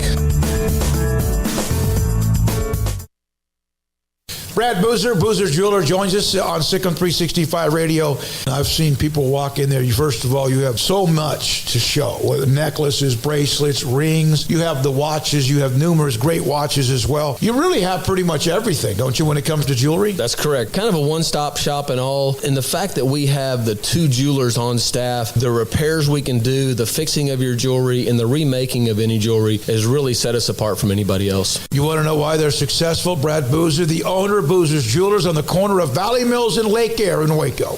With so many companies and policies out there, it gets so confusing shopping for insurance, and I never know if I'm getting the policy that's right for me. Luckily, I met the team at the Niche Group Insurance Agency. With the Niche Group, you can go to one company and get access to coverage options from many insurance carriers, and you get to speak to a real person about your specific coverage needs. With the Niche Group, I know I'm getting the right coverage at the right price. If you need insurance, talk to the experts at the Niche Group at 1-800-258-8302. One size fits all. That may be all right for an adjustable belt or cheap sunglasses, but when it comes to your financial needs, no one wants a one-size-fits-all strategy. Ben Erlinson, your Edward Jones financial advisor, knows that his most important goals are yours. That's why he takes the time to understand your needs, knowing you. That's how Edward Jones makes sense of investing. Ben Erlinson, 100 North 6th Street in Waco, 254-759-8533. Edward Jones, member SIPC. Welcome back to Sikkim 365 Radio. This is Paul Catalina's Top 5 at 5:55, presented by Champion Salon and Barber. To book your appointment, go to championsalonandbarber.com. Top 5 Baylor spring game observations. Let's jump right into it. Number 5, there's a lot of speed. I don't know where that translates, though, at some of those positions. Cam Bonner, I came up really impressed with how fast he is. He made a great catch and a great run, but they have a lot of speed. They have a lot of speed at defensive back. They have a lot of speed at wide receiver. They have speed at running back. But where that translates in experience, because a lot of people have a lot of speed. Do you have a lot of fast guys who can also play football well? That's where it's going to come in, and because they have so much inexperience, it's going to be interesting to see how they kind of harness all this stuff. It was a time last year, and I wasn't sure if it was Dan Campbell or Matt Campbell or somebody that mentioned when they played Baylor that maybe the fastest team that I've ever, gone against. And I'm not saying that they're right, but no, I mean, speed kills. I'd rather have it than not, right? You just got to now be able to make sure it's going in the right direction and knows where it's supposed to go, right? I did see a lot of that, no question. Yeah, they got some good athletes. They got some good speed. I mean, I don't think that was a focus of Matt Rule and company, and I don't think that that's changed at all with Dave Aranda. I mean, you got to be fast, and to do what they want to do, you got to be fast. So, there's a lot of that. There's not a lot of experience, and maybe in some cases size, but there is a lot of speed. Yeah. Number 4, running back depth, to me, very solid. I like what they have, health permitting. I mean, Squirrel, Williams, and all that, but I like what I see from Tay McWilliams. I think Jordan Jenkins has a lot to build on, and I'm very curious to see what they can do with Josh Fleeks if they can get creative with him, because we've seen him in the open field when he's made some plays in the past. It's just that it's how many plays has he actually made in the past? Yeah, exactly. Like 3. Yeah. It's one of those names, and God bless, I hope it works out for him. I thought he'd eventually go up to Tech because of Cedar Hill and all that. Didn't. I love the fact they're trying to find ways for him, but he's got to make it happen. Yeah. We've heard a lot about Josh, and boy, if he can step up and just gain a little traction, that makes that room even better. Yeah, I mean, you could kind of put him in that category of like Squirrel. And before that, Jared Atkinson, of just guys that you hear about year after year after year, but you don't ever really even see them. But, yeah, I mean, I think it remains to be seen. I mean, they've got depth numbers-wise. I do think that Tay McWilliams looks to be pretty good, but it's so hard to tell, like, when they're playing each other. I don't think we'll really know for sure until they line up in game number 1 and play somebody who doesn't know what's coming already. But, yeah, I mean, there were signs of progress back there, but, I mean, there's not an Abram Smith back there right now. No, absolutely. So, that's still being worked out. But Craig Williams gives them a totally different look, Fleeks to an extent as well. I think they've got the bodies, but just need to see them actually go up against a real defense. Yeah. Number 3, cornerback and wide receiver need a little work. I don't think this should surprise anybody. This we talked about before the spring game. It looks that way to me after the spring game. The defensive backs and the wide receivers are very much the biggest work in progress on this roster. And how many defensive backs are going to possibly get drafted, right? You got Woods, 2, and Petrie. Correct? Yeah. No, Barnes. Barnes, and Petrie, if you count him as 3. So 3. You lose 3 guys to the NFL draft. You're not going to. And although they've reloaded with Walcott and they like a couple others they have, but I mean Walcott, really came on at the end of last year. But is Mark Milton a series in, series out starting corner, one of 2 in the Big 12? I don't know that. We've only seen him in spot duty and coming in on. Certain plays and whatnot. So, I'm a little curious about corners. I mean, they got some young guys there, and wide receiver, young guys that looked good on Saturday. But again, when you're going up against like senior and junior corners who have been on campus for 4 years, I mean, can you get room? Can you get off the jam? I mean, that remains to be seen. Yeah. Number 2, the offensive line and defensive lines are the strongest positions on the team, and that's a good thing because every team that's run a conference and national title in the last, ever, this is maybe the best part of their team. And go back into if you go back into your team's best seasons, whatever your team is, Their best season is when these two positions were their best. If, in fact, there's another position group that ends up being better than those two, then they're going to be pretty good. That's great news because they're really good on the offensive line and they're really deep on the defensive line.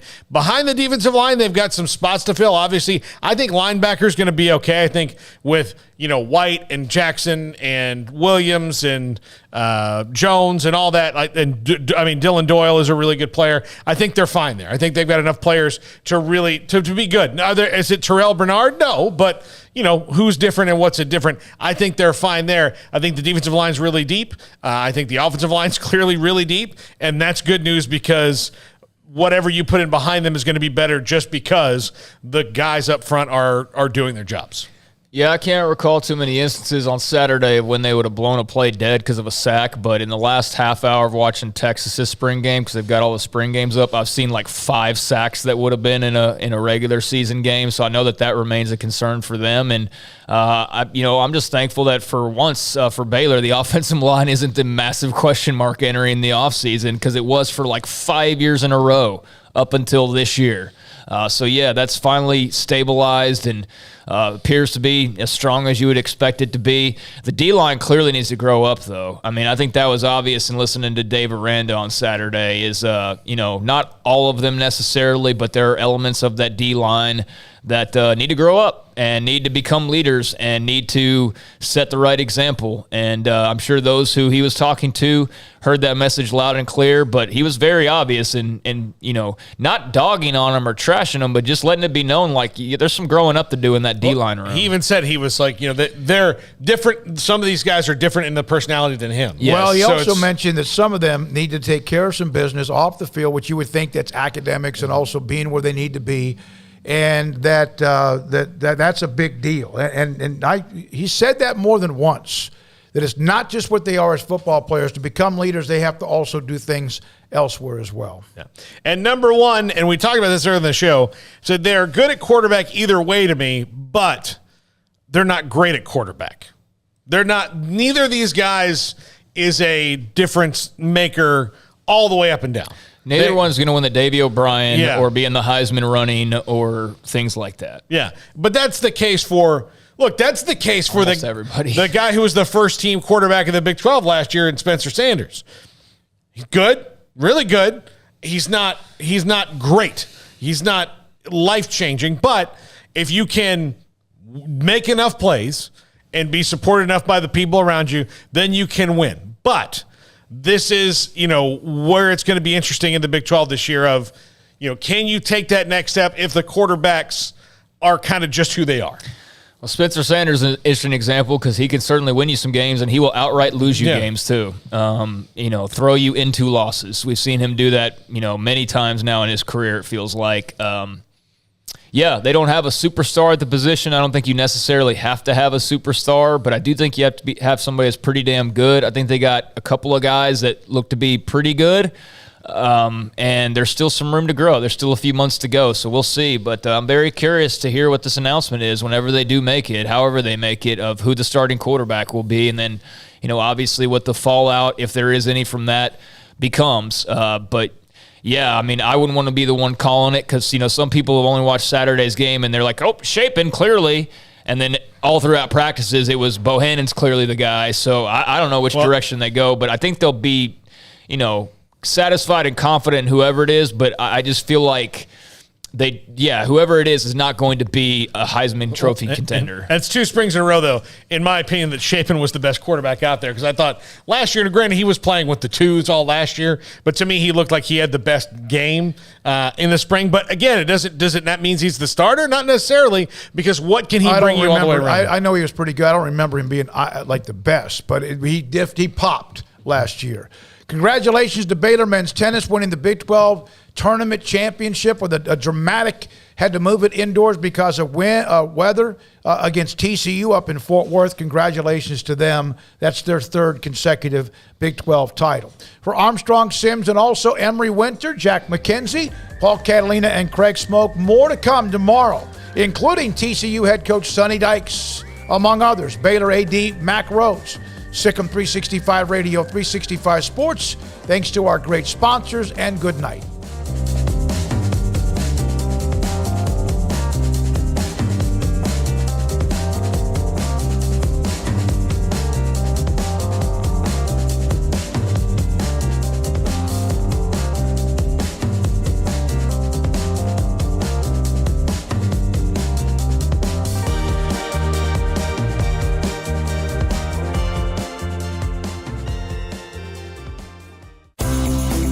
Ideal MRI is a small family business right here in Central Texas. We're open to support you while lowering the cost of healthcare bills.